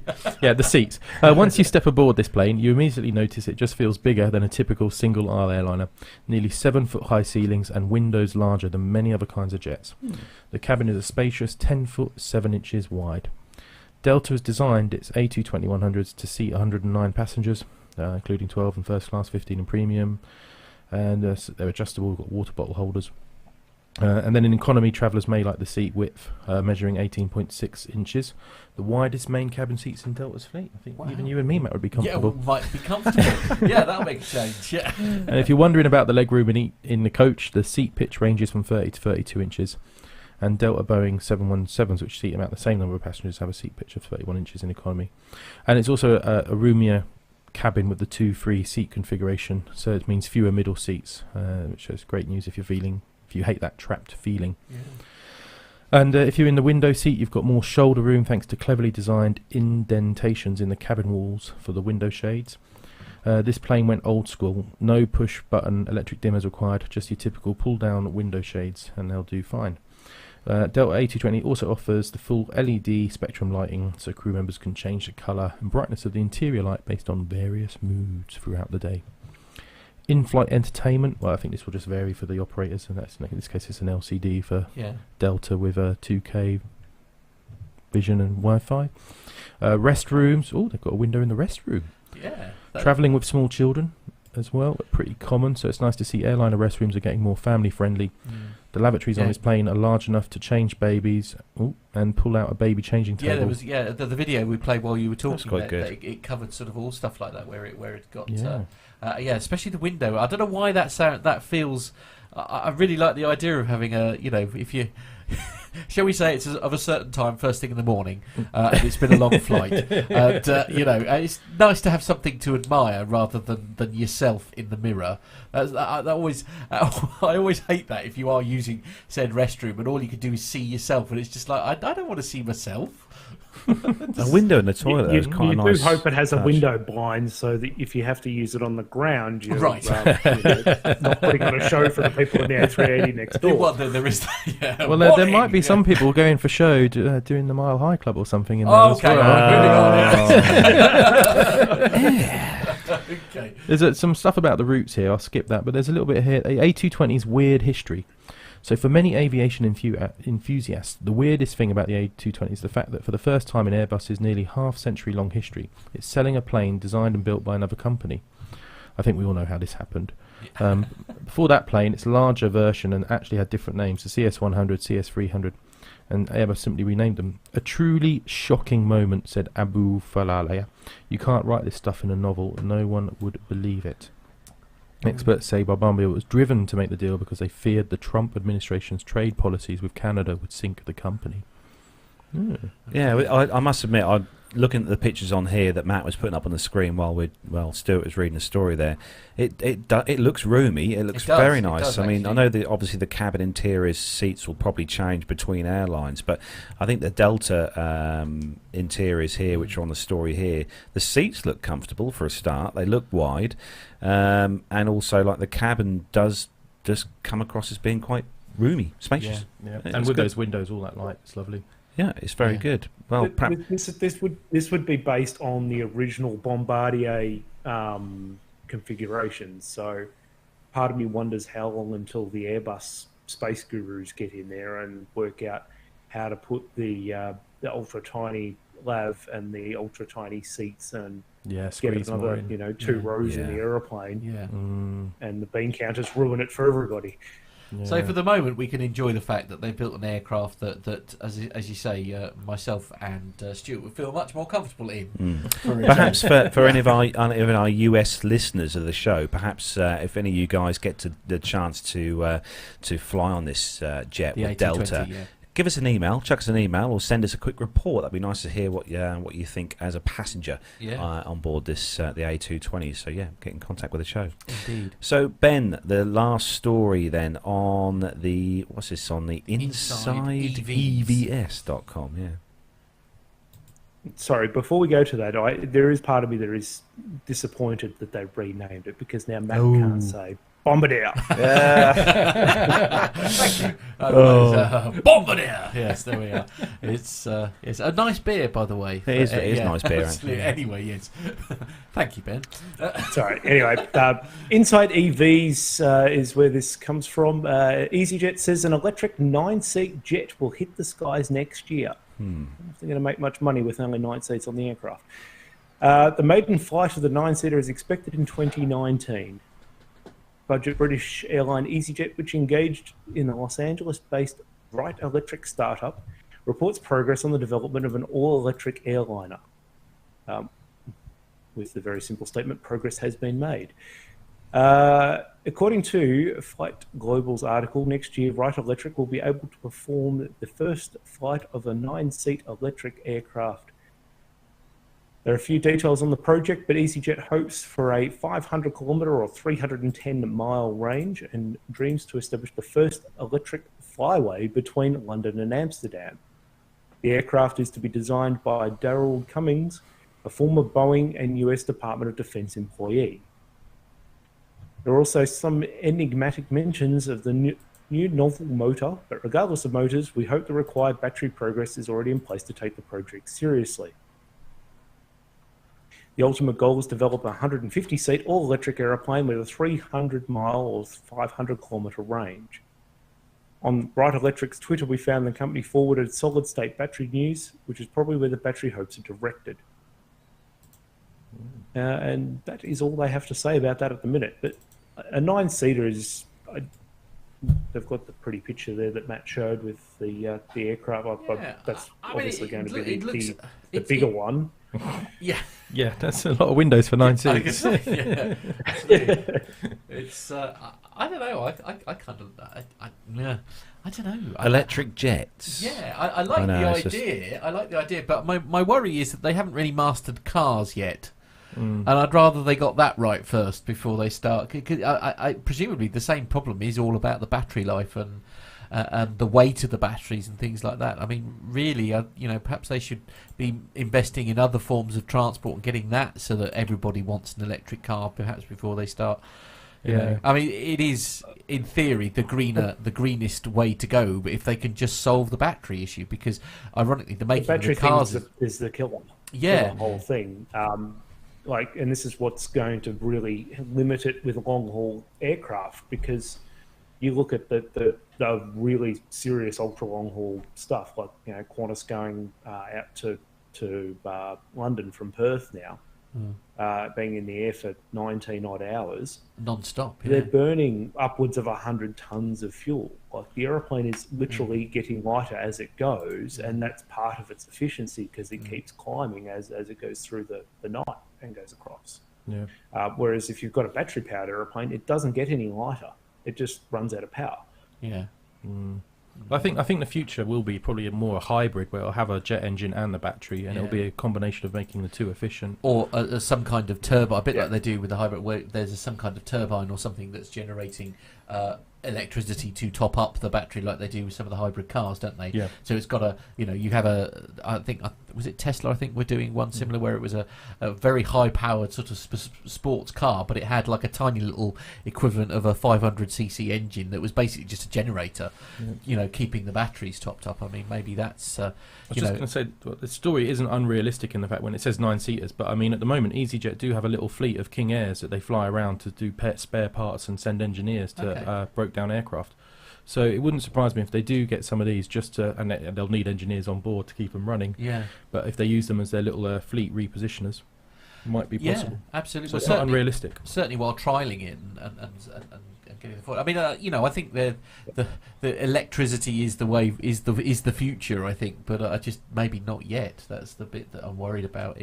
I say they just haven't got the technology for the batteries. That's the thing. It's like you can make a really efficient car. You can make the actual car being very carbon friendly and all that kind of thing, and then it all goes out the window the minute you start doing batteries, because the resources required from Mother Nature essentially to generate that battery are just awful, and the power so they really do need to solve that bit, I think, really, don't they? And obviously, governments and Tesla and all sorts of people are busy working on that problem, I know, but maybe they need to solve that first before they start doing battery powered aircraft. Does 310 miles actually get you a lot of city pairs in Europe? Not bad for us, yeah. I mean, I could just because like 500 kilometers is, that's not much maybe to you. That's your three routes. Supermarket journey. You wouldn't really get very far with that. No. Yeah. Although one could argue with the strength of the sun, perhaps in Australia, perhaps if they mastered the solar panel technology, that would be less of an issue. But solar panels were solved. Yeah, we'll be fine if you solar power it. Yeah, you'll be done. Yeah. You'll be absolutely fine. You just can't drive it at night, but hey. Yeah. I think if that 300 miles includes the reserve, that's probably usable for just the city hopping.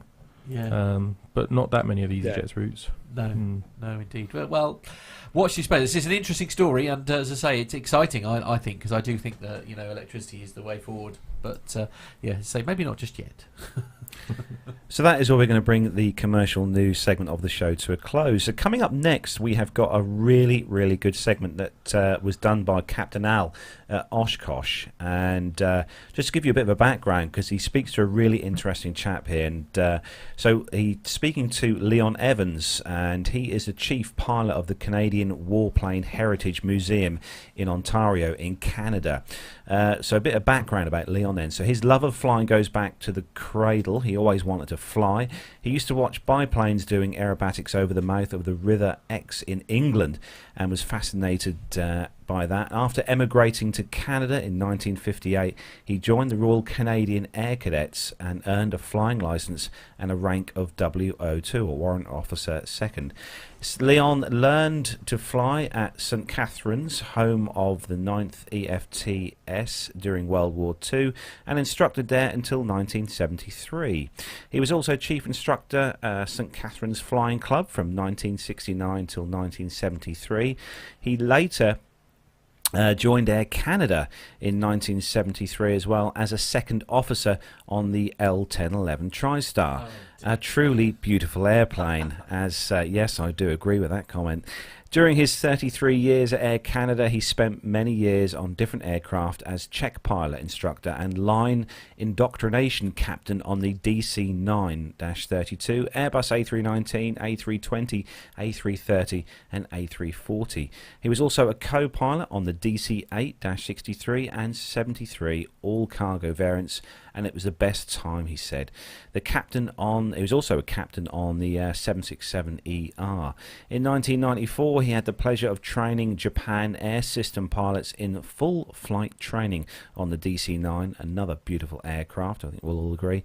Let's hear Captain Al's fascinating chat with Leon at Oshkosh as we watch some beautiful footage of some of the aircraft that the museum has. So I'm joined at Oshkosh by Leon, who is was a former colleague of mine on the Airbus, in respect to the fact that we have a shared enjoyment of flying, probably one of the most comfortable cockpits and office environments. But Leon's a little bit special, and he's going to tell you as to what makes him special, because he's flown an aeroplane that very few people get to see, let alone fly. Yes, I am very privileged to be the chief pilot at Canadian Warplane Heritage Museum, which in Canada is the largest flying museum. We have 18 flying airplanes, and one of them, of course, the Lancaster, which we all love.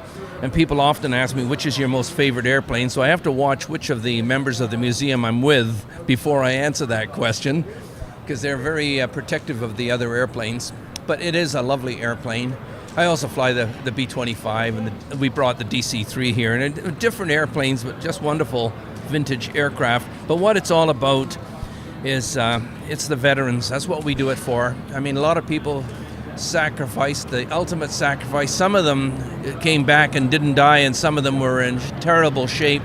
You know, sometimes I think the ones that died were lucky, you know, because the others, a lot of the veterans, as you know, will not talk about what went on. They couldn't. It just brings up memories, and I get a lump in my throat every time I try to say that, you know.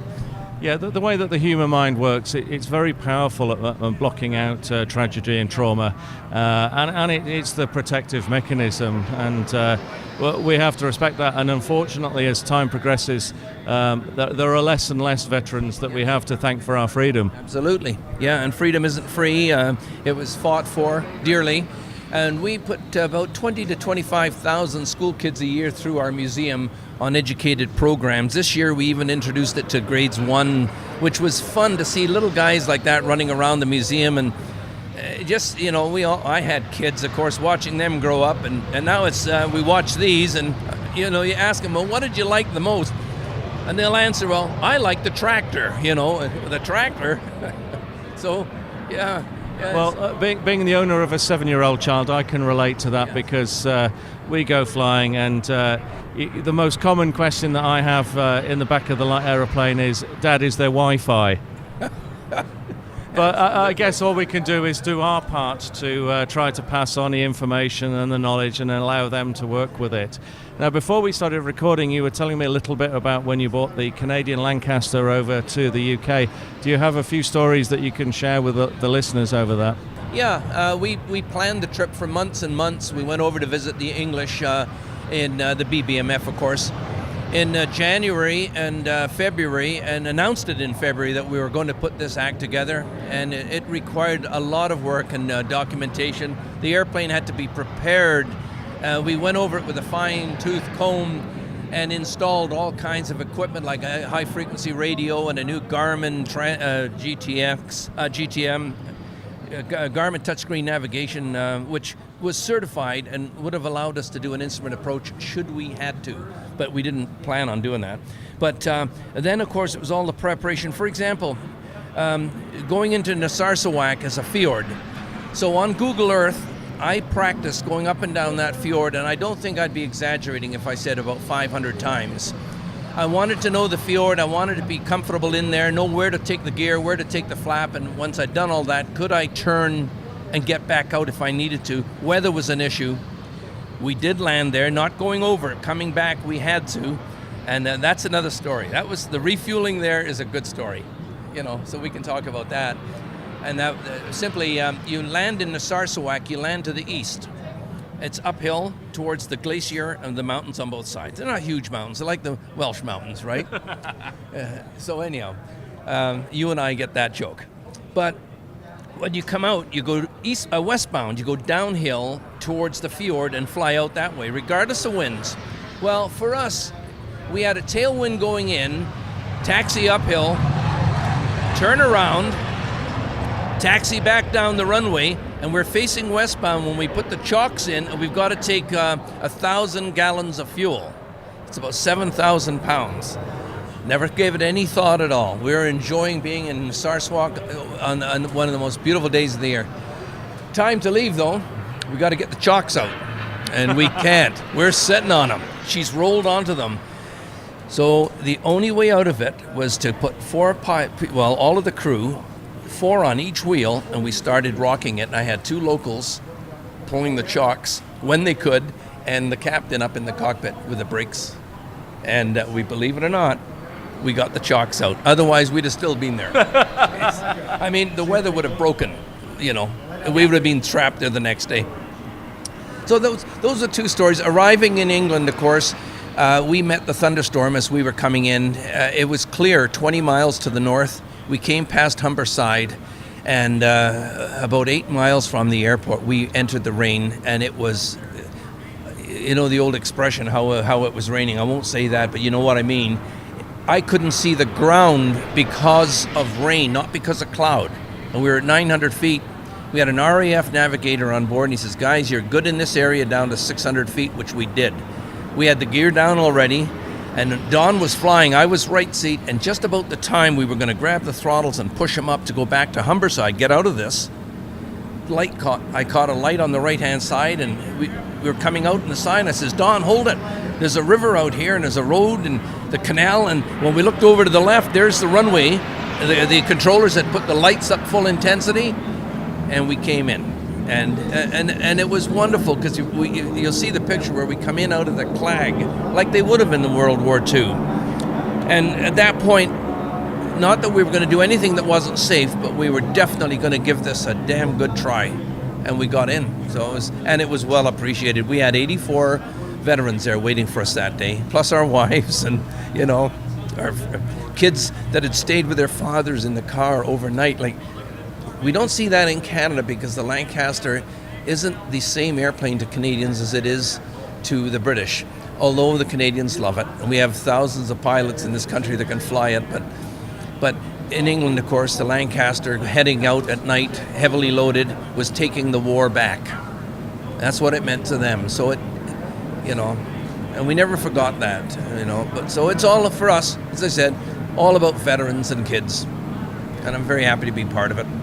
Well, it's an amazing story, and of course, it's testament to everybody really who contributes with time or money or just enthusiasm really to keep these aeroplanes flying. I mean, we're very, very lucky in the 2 countries to have these 2 aircraft flying, and of course, we have to be realists and say that at some point they will stop flying.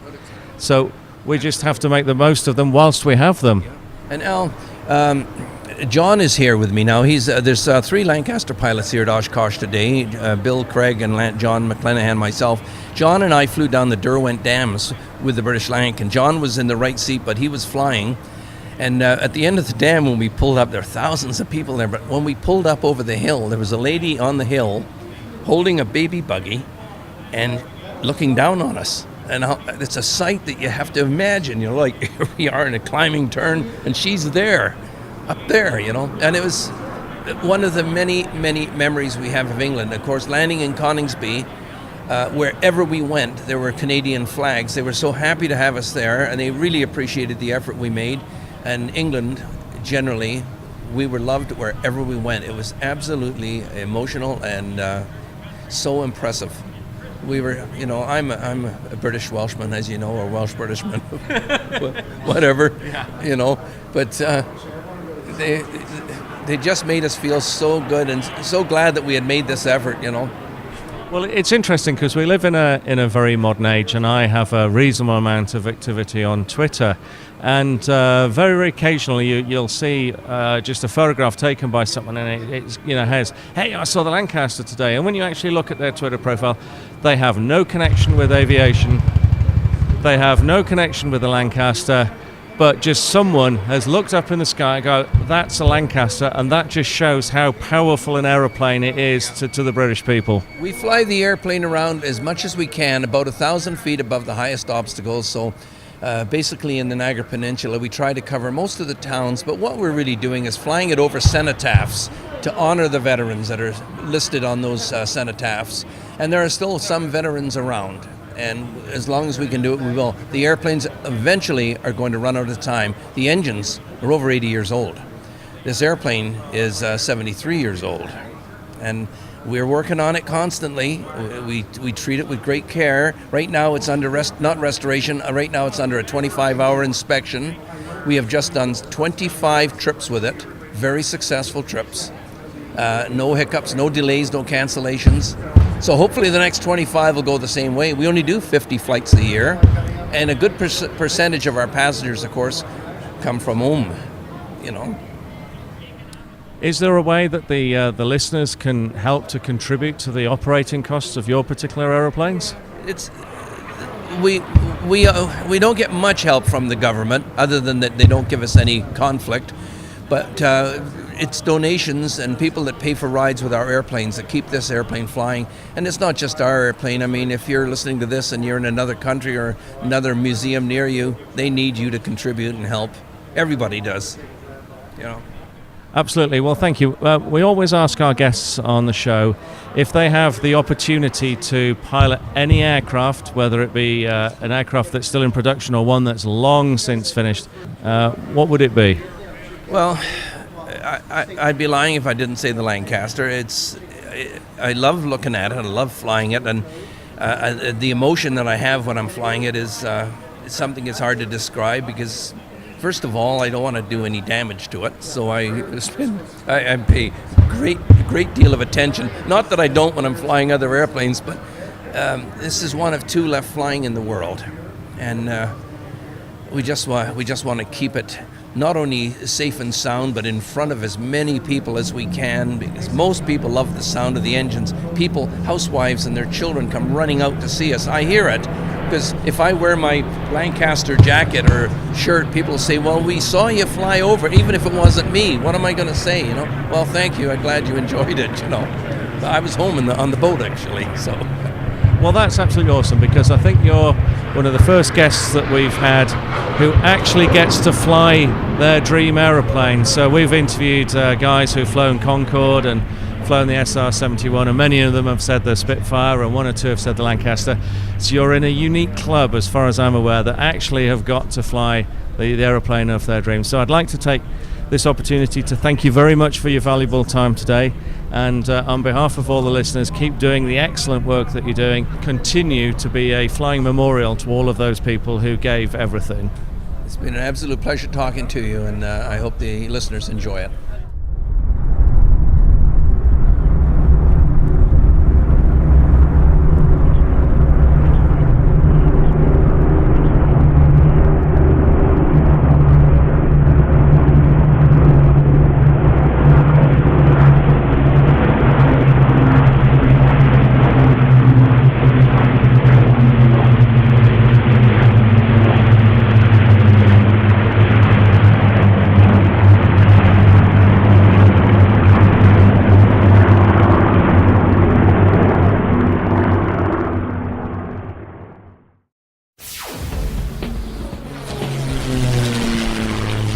Find this and other great shows at the Aviation Media Network. thevoicesinyourhead.com.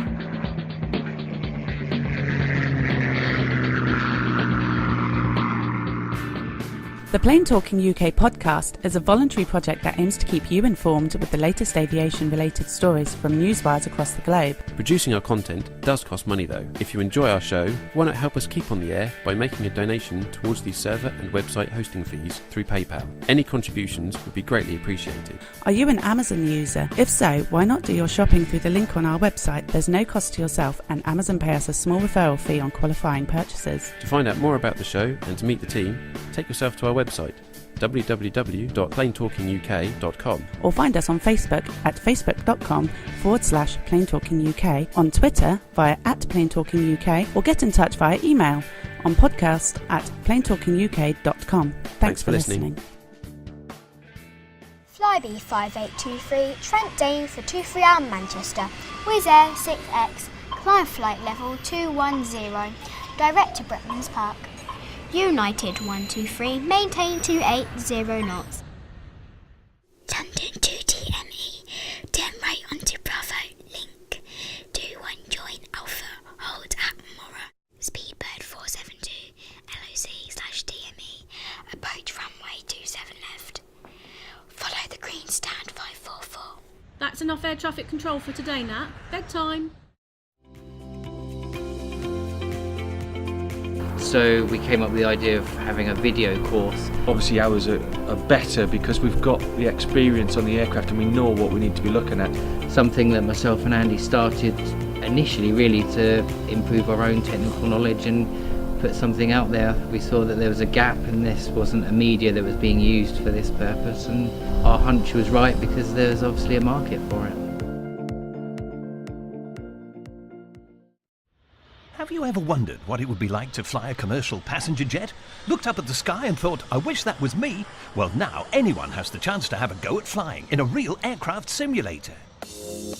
NP Simulations and Flight Experience London, the only official Boeing licensed product of its kind in the UK, offer you the chance to fly anywhere in the world in their fixed-base Boeing 737-800 flight simulator. And that's not all. Ground School London offers many different courses for the up-and-coming pilot looking for a start in aviation. With prices starting at just £109, the sky's the limit. So for the ultimate flight simulator experience, or engaging preparatory courses, including those for schools and colleges, check out the websites at www.london.flightexperience.co.uk and www.groundsschoollondon.com, or call on 020 300 40 616. NP Simulations. Fly your dreams.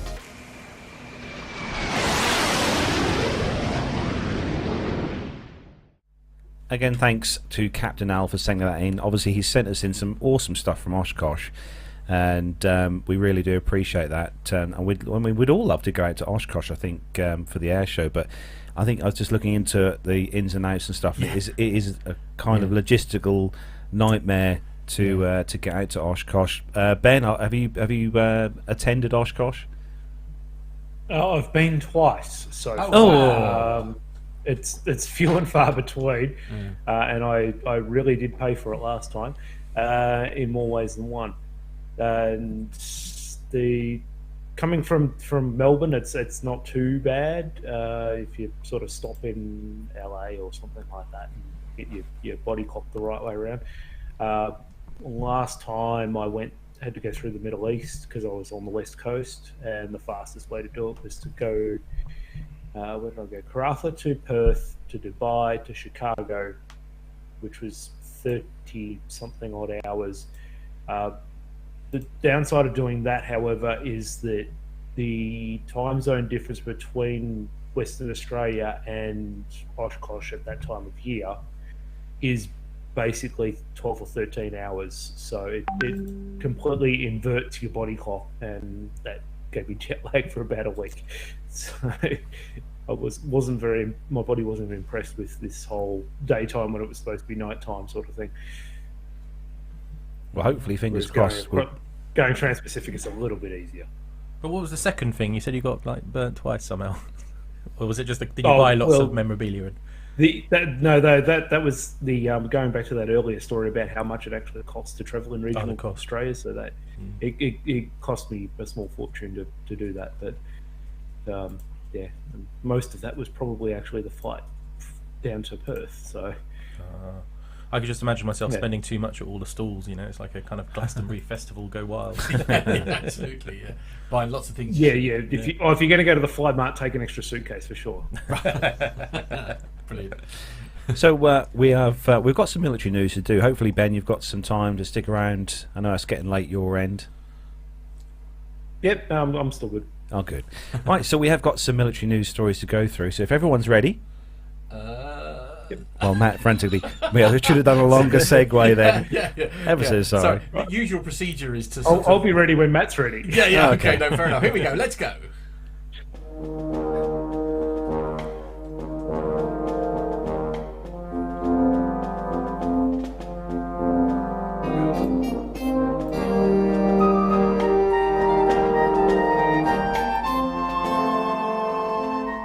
So the first military news story this week on the show on the dailystar.co.uk.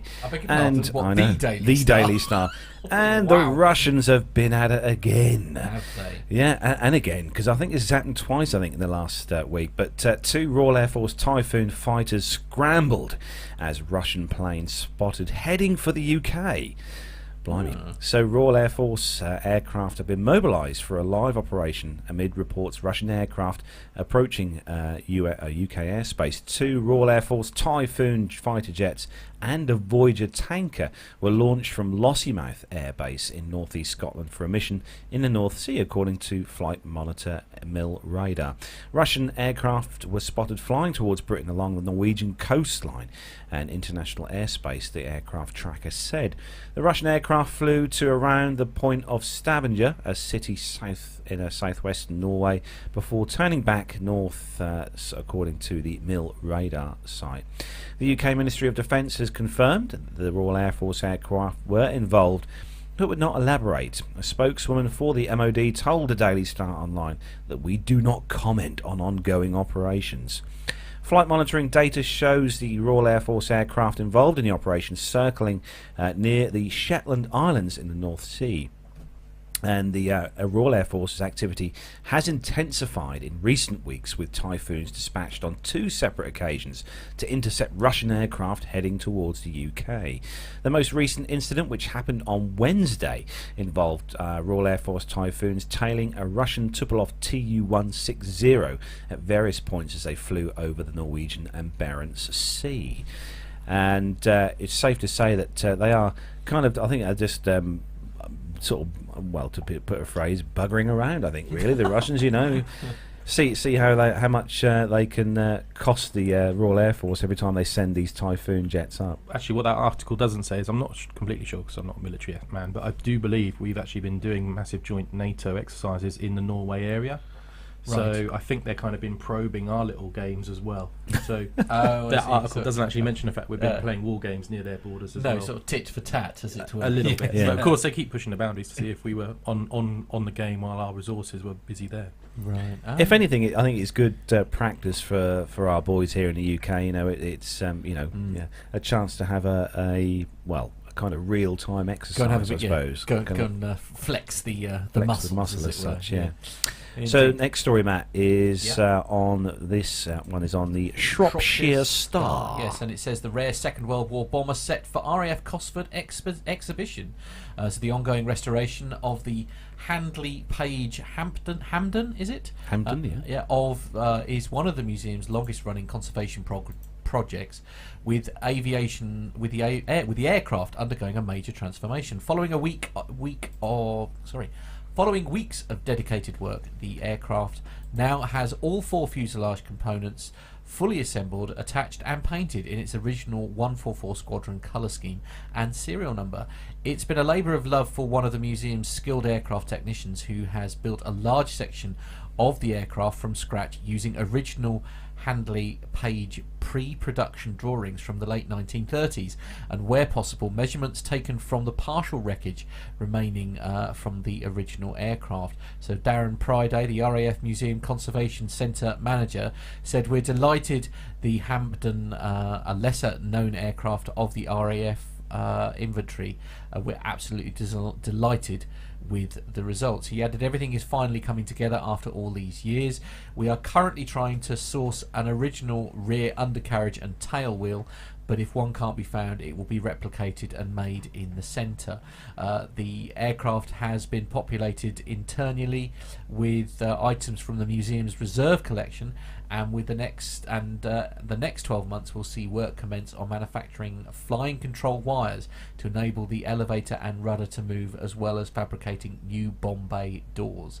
The museum's Hampden serial number P1344 is one of the only 3 examples of the type remaining, and was recovered from a crash site in northern Russia in 1991 and acquired by the RAF Museum. According to records, the aircraft was shot down on the night of September the 5th, 1942.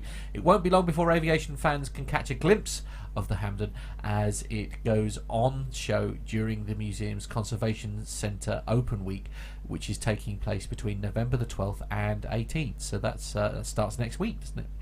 Mr. Priday added that the Hampden plays a vital role in the RAF and our nation's history, and I'm confident this rare example will be warmly received by visitors at our Open Week next month. The Hampden was a twin-engine medium bomber.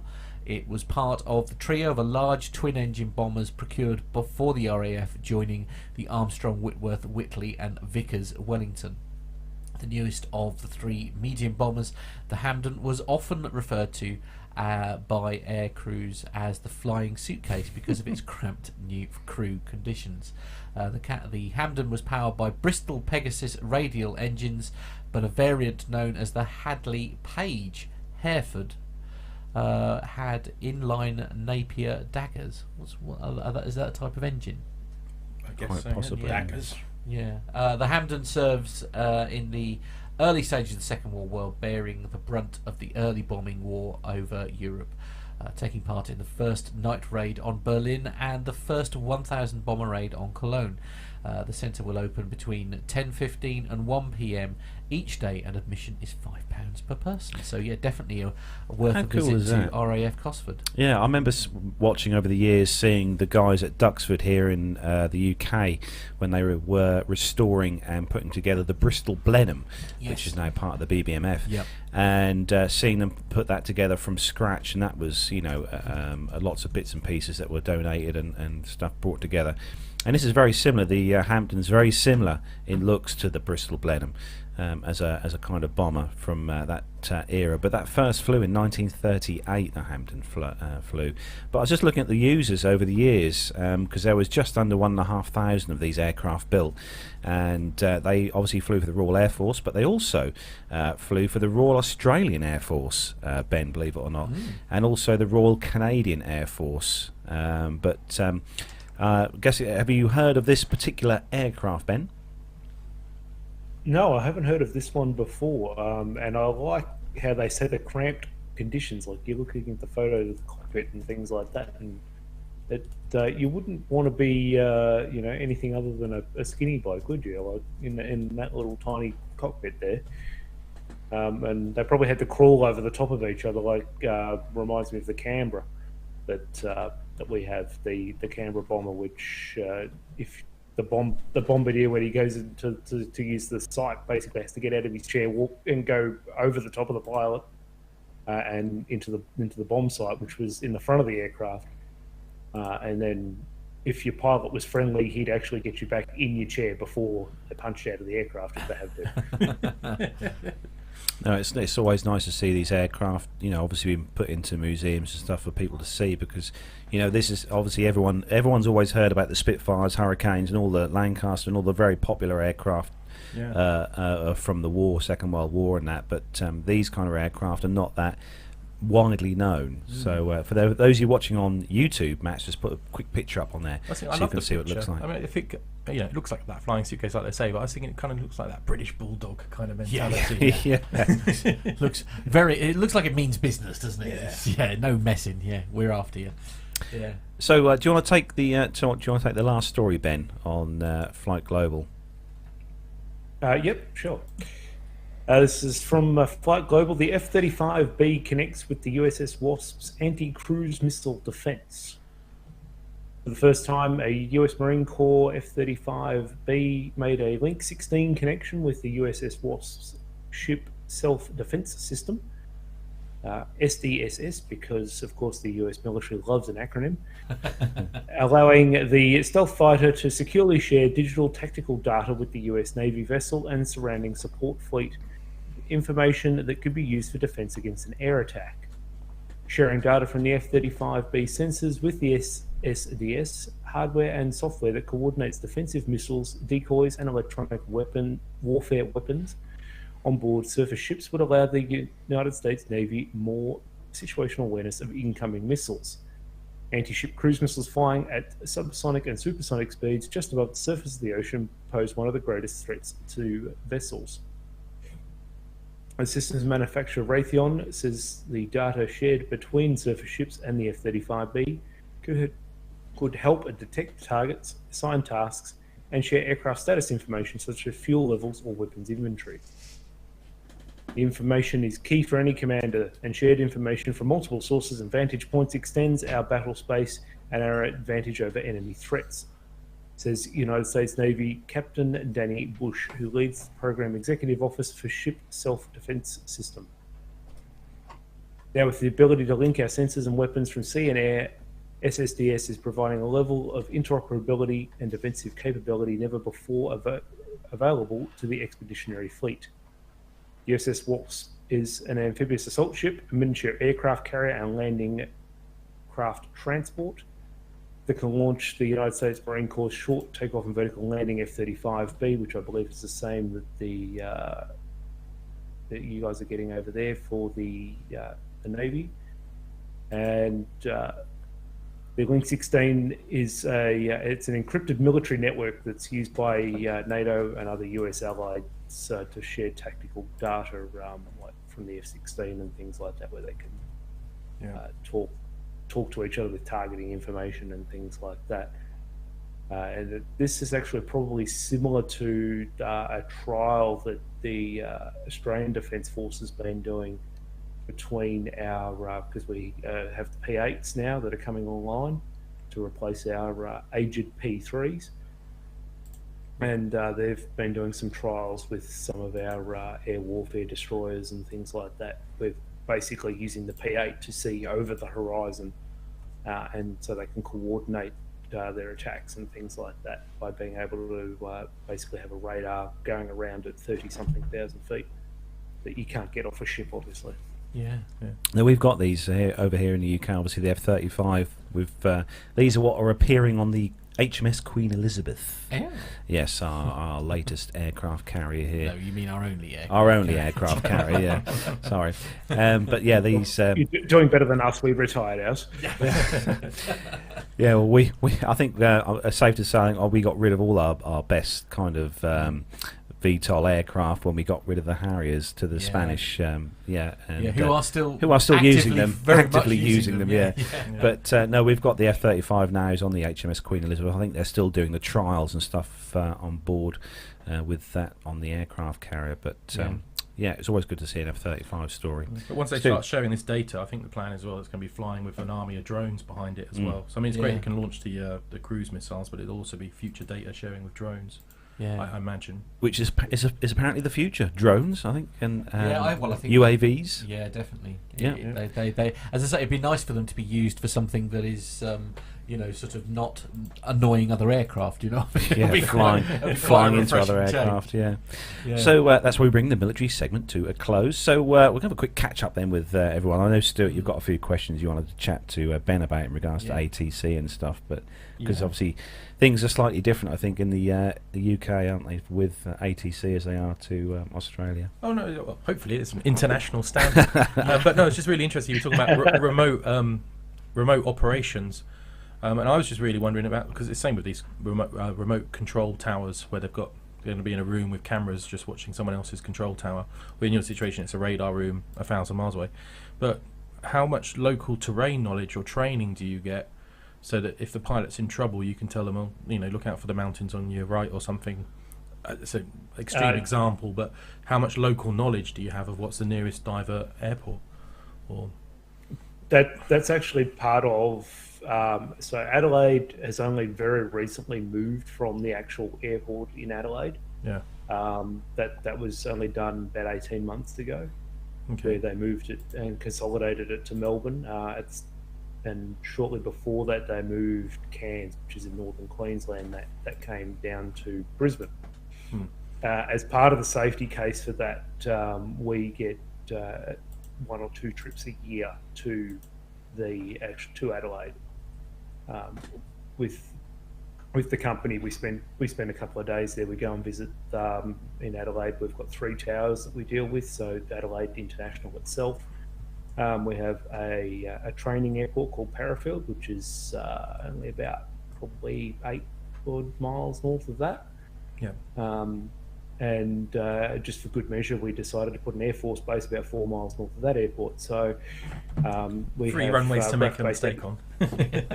RAF Base Edinburgh is just to the north of Parafield, and that's where our maritime patrol aircraft are based. Okay. There, as well as our RDU, I know the acronym, Aircraft Research and Development Unit. So that's where if they're going to put new weapons on aircraft and things like that. So we get to sell a lot of P3s, P8s. We've got a few restricted areas that are around in the terminal area because of the western half of the terminal area is basically the Gulf of St Vincent. Yeah. So they go out over the water there and they go and hunt the boats and they put submarines in there every now and then just so they can go and find them. Yeah, but you obviously know the area very well and you work there yourself. But in the future, though, is there going to be like a new trainee cadet based in Adelaide who will go and spend just 2 days there, then be sent back to Adelaide, but expected to know the whole geography and the whole area? This is what long-term future. It's part of the long. It takes a long time to get an approach rating. Okay. Just purely because you have aircraft close to the ground, you've got to know where all the terrain is and things like that, and divert airports. And that's mainly for light aircraft. Obviously, that you sort of need to have an idea of where the little landing fields are. But you learn a lot of that with local knowledge. Like it takes a long time to actually get the endorsement. Okay, yeah, so they would have to go and get an endorsement in that area before they were sent off to remotely operate it. This is what I'm really concerned with, this remote operation. I appreciate the training before they get a radar approach ticket, but to remotely operate for an area, you have to have been there. This is what I'm just concerned about. Yeah, that's definitely been considered as part of the safety case. Is that that's part of it where you have a thing of you need to do familiarisation trips on a certain rotation. Okay. So you get to go there. We actually have arrangements with the major airlines here too that we can travel on the jump seat. Takes a lot of paperwork and arranging these days, obviously with security the way it is. But we have the ability to arrange those trips, which gives us the insight of seeing the operation from their point of view. Wow. Which works really well. Oh, good. Well, that was it really. I was just worried about the terrain really, and that you know the local area. Yeah, I mean, as I say, because if you I suppose if you're there and you sort of you've been working in that area for a while, as I say, I suppose Ben obviously's got an advantage because that's where he was working before. But as you say, you are almost the eyes, for the people on approach, aren't you? Just sort of, as you say, giving them markers and telling them where to look out, for certain markers and things, especially if it's the first time they've ever come into the airport. Yeah. If they're new to the area and if things go wrong for the flight crew and they're dealing with other stuff, it's a lot easier to have someone local say, the big hill to the right, or for the VFR traffic especially, or a lost PPL. We know where the you get used to the I've never really lived in Adelaide or anything like that, but you get used to the major landmarks. It kind of gives me a giggle every now and then where you get the local police helicopter who gives you we've got to go to such and such a suburb. Adelaide is one of these places where basically every estate is a different suburb. Okay. they obviously got a discount on naming suburbs or something. So if they name a suburb that you're not familiar with, you sort of got to go back and say, you know, where's that reference where you are at the moment, sort of thing. Yeah. And obviously, you know, depending on what kind of operations, you know, that's mainly police helicopters or emergency helicopters. So they get priority. If it's a police anyway. operation, obviously you've got to, but they get priority. But the police operations too, you've got to be obviously a little bit careful the way you word it. We just had a question coming, which is why I can see Carl Verily sort of cracking up there. I'll leave you to share. Yeah, we had a question, Ben, from Richard King. Says, "Do you get many kangaroo runway incursions?" Not at the capital city airports. No. However, it is a threat at like the more regional airports. It's definitely a thing. I think off the top of my head, I believe QantasLink hit one at a place called Mildura, which is a big regional centre in northern Victoria. That's the state I live in. Very nice part of the world, but yeah, if you're landing anytime sort of around dusk or dawn, you've really got to be aware of that if you're out in the country sort of areas. And sad to say, guys, kangaroos are the dumbest animals on earth. There is a reason I have a very big steel bull bar on the front of my car. Right. Okay. It's kind of a mandatory requirement if you live in northern Western Australia. It's more because we have everything up there. We had cows on the road, goats. If you get to southern WA, you're talking more about emus and camels. Right. So you can guarantee a barbecue when you go home. Who decided to jump out in front of the car when I had a road train about 5 kilometres in front of me and another road train about 5 kilometres behind me. And for some reason, in front of my car was a good time. Of course, absolutely. Always going to be the way. I said the question from Richard, obviously, Ben, do you get many kangaroo runway incursions? As I say, Neil's response is just priceless, where it says only on short hops. Well done, Neil. This is why I love the chat room. So, for Richard, I have heard the best comment on Melbourne ground ever was an A330 was taxiing out to go to Perth or Southeast Asia or something, and just stopped. And the ground controller asked the pilot, "What are you doing?" And the pilot came back and said, "There's an echidna crossing taxiway Echo without a clearance." I like it. That's the sort of thing you want to see on one of those memes, those aviation memes. Yeah, absolutely. That'd be so good. Yeah. So, Stuart, obviously you've been off for a little while because off work of your at the moment. Yeah, I've got used to a life of leisure and putting my feet up. Literally. But cast your mind back to before the accident. How are you getting on with the Embraer flying and stuff? That was so long ago, I can't remember. Yeah, no, I was still loving it, still enjoying it, and flying routes around Europe and getting familiar with the jet and hands-on. Any favourite particular airport to land in Europe at the moment? Any sort of one airport that's easy to get into and out of?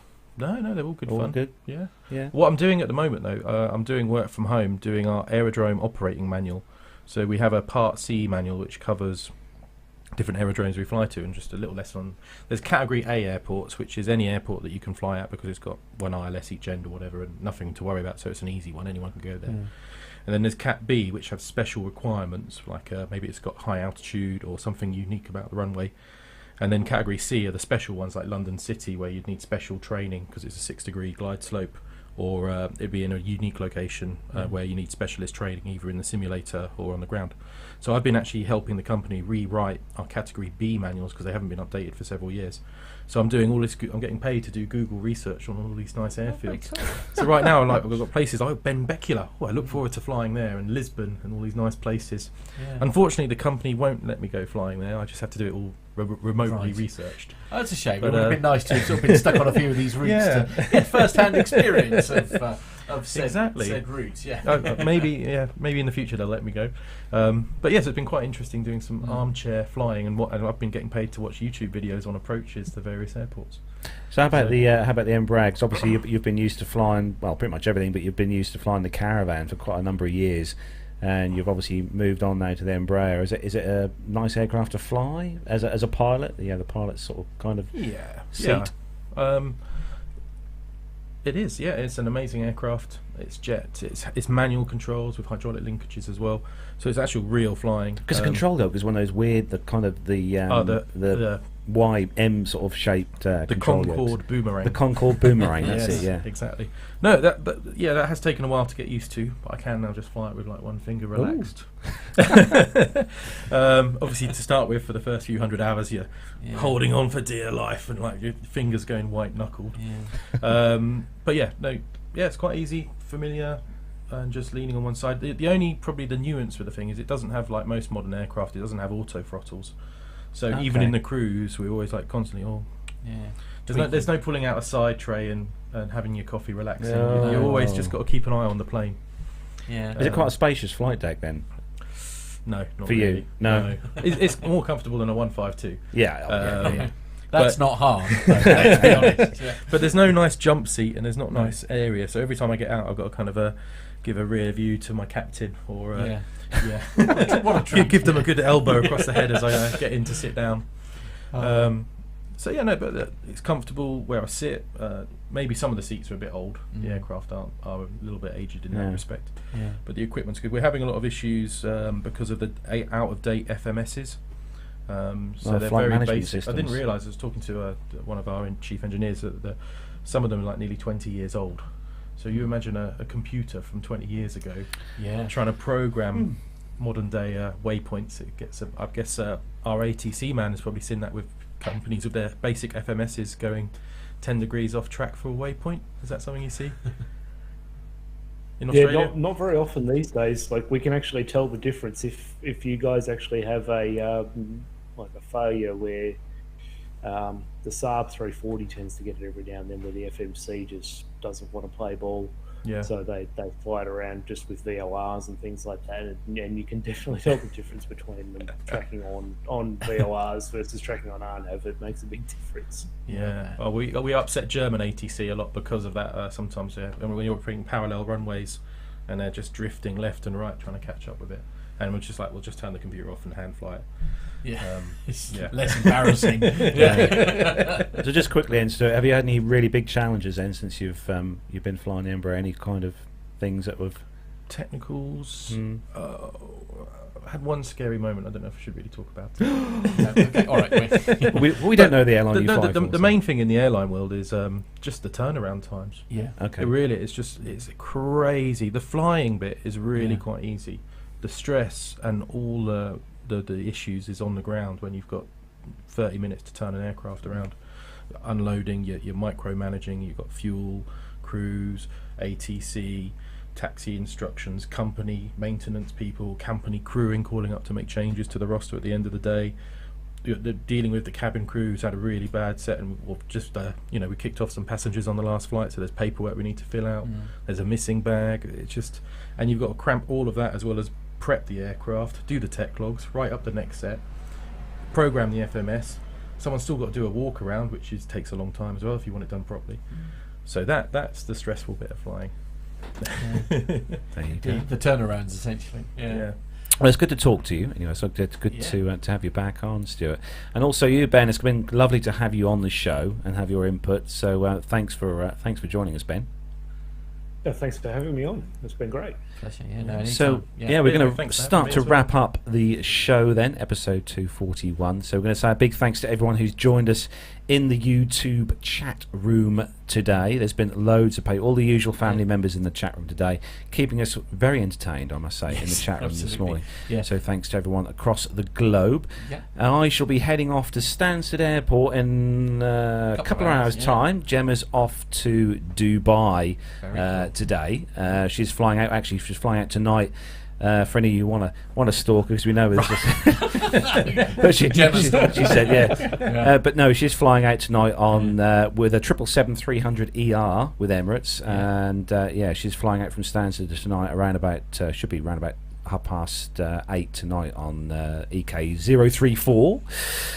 So if anyone wants to track her, she did message me earlier and said if anyone wants to track me, just tell her listeners just to stalk away. But she's hopefully going to be landing in Dubai sometime tomorrow morning around about 7 o'clock. So she's looking forward to that. Richard is saying, "Oh, brilliant party at Carlos's tonight." Then. Yeah, I'm on my own. I'm on my own for a whole week. Yeah. So I shall be on my own cooking and stuff like that. It's going to be terrible, I tell you. Yeah. But no, looking forward to getting down to Stansted, doing a bit of aviation spotting while I'm there. You are. Yes. So we're aiming for a Friday show next week, I think, guys. But follow us on social media. Search all the social media sites for Plain Talking UK. You'll find us on there. If you want to send us some feedback, good or bad, we don't mind what it is. Podcast at plaintalkinguk.com. That's podcast at plaintalkinguk.com.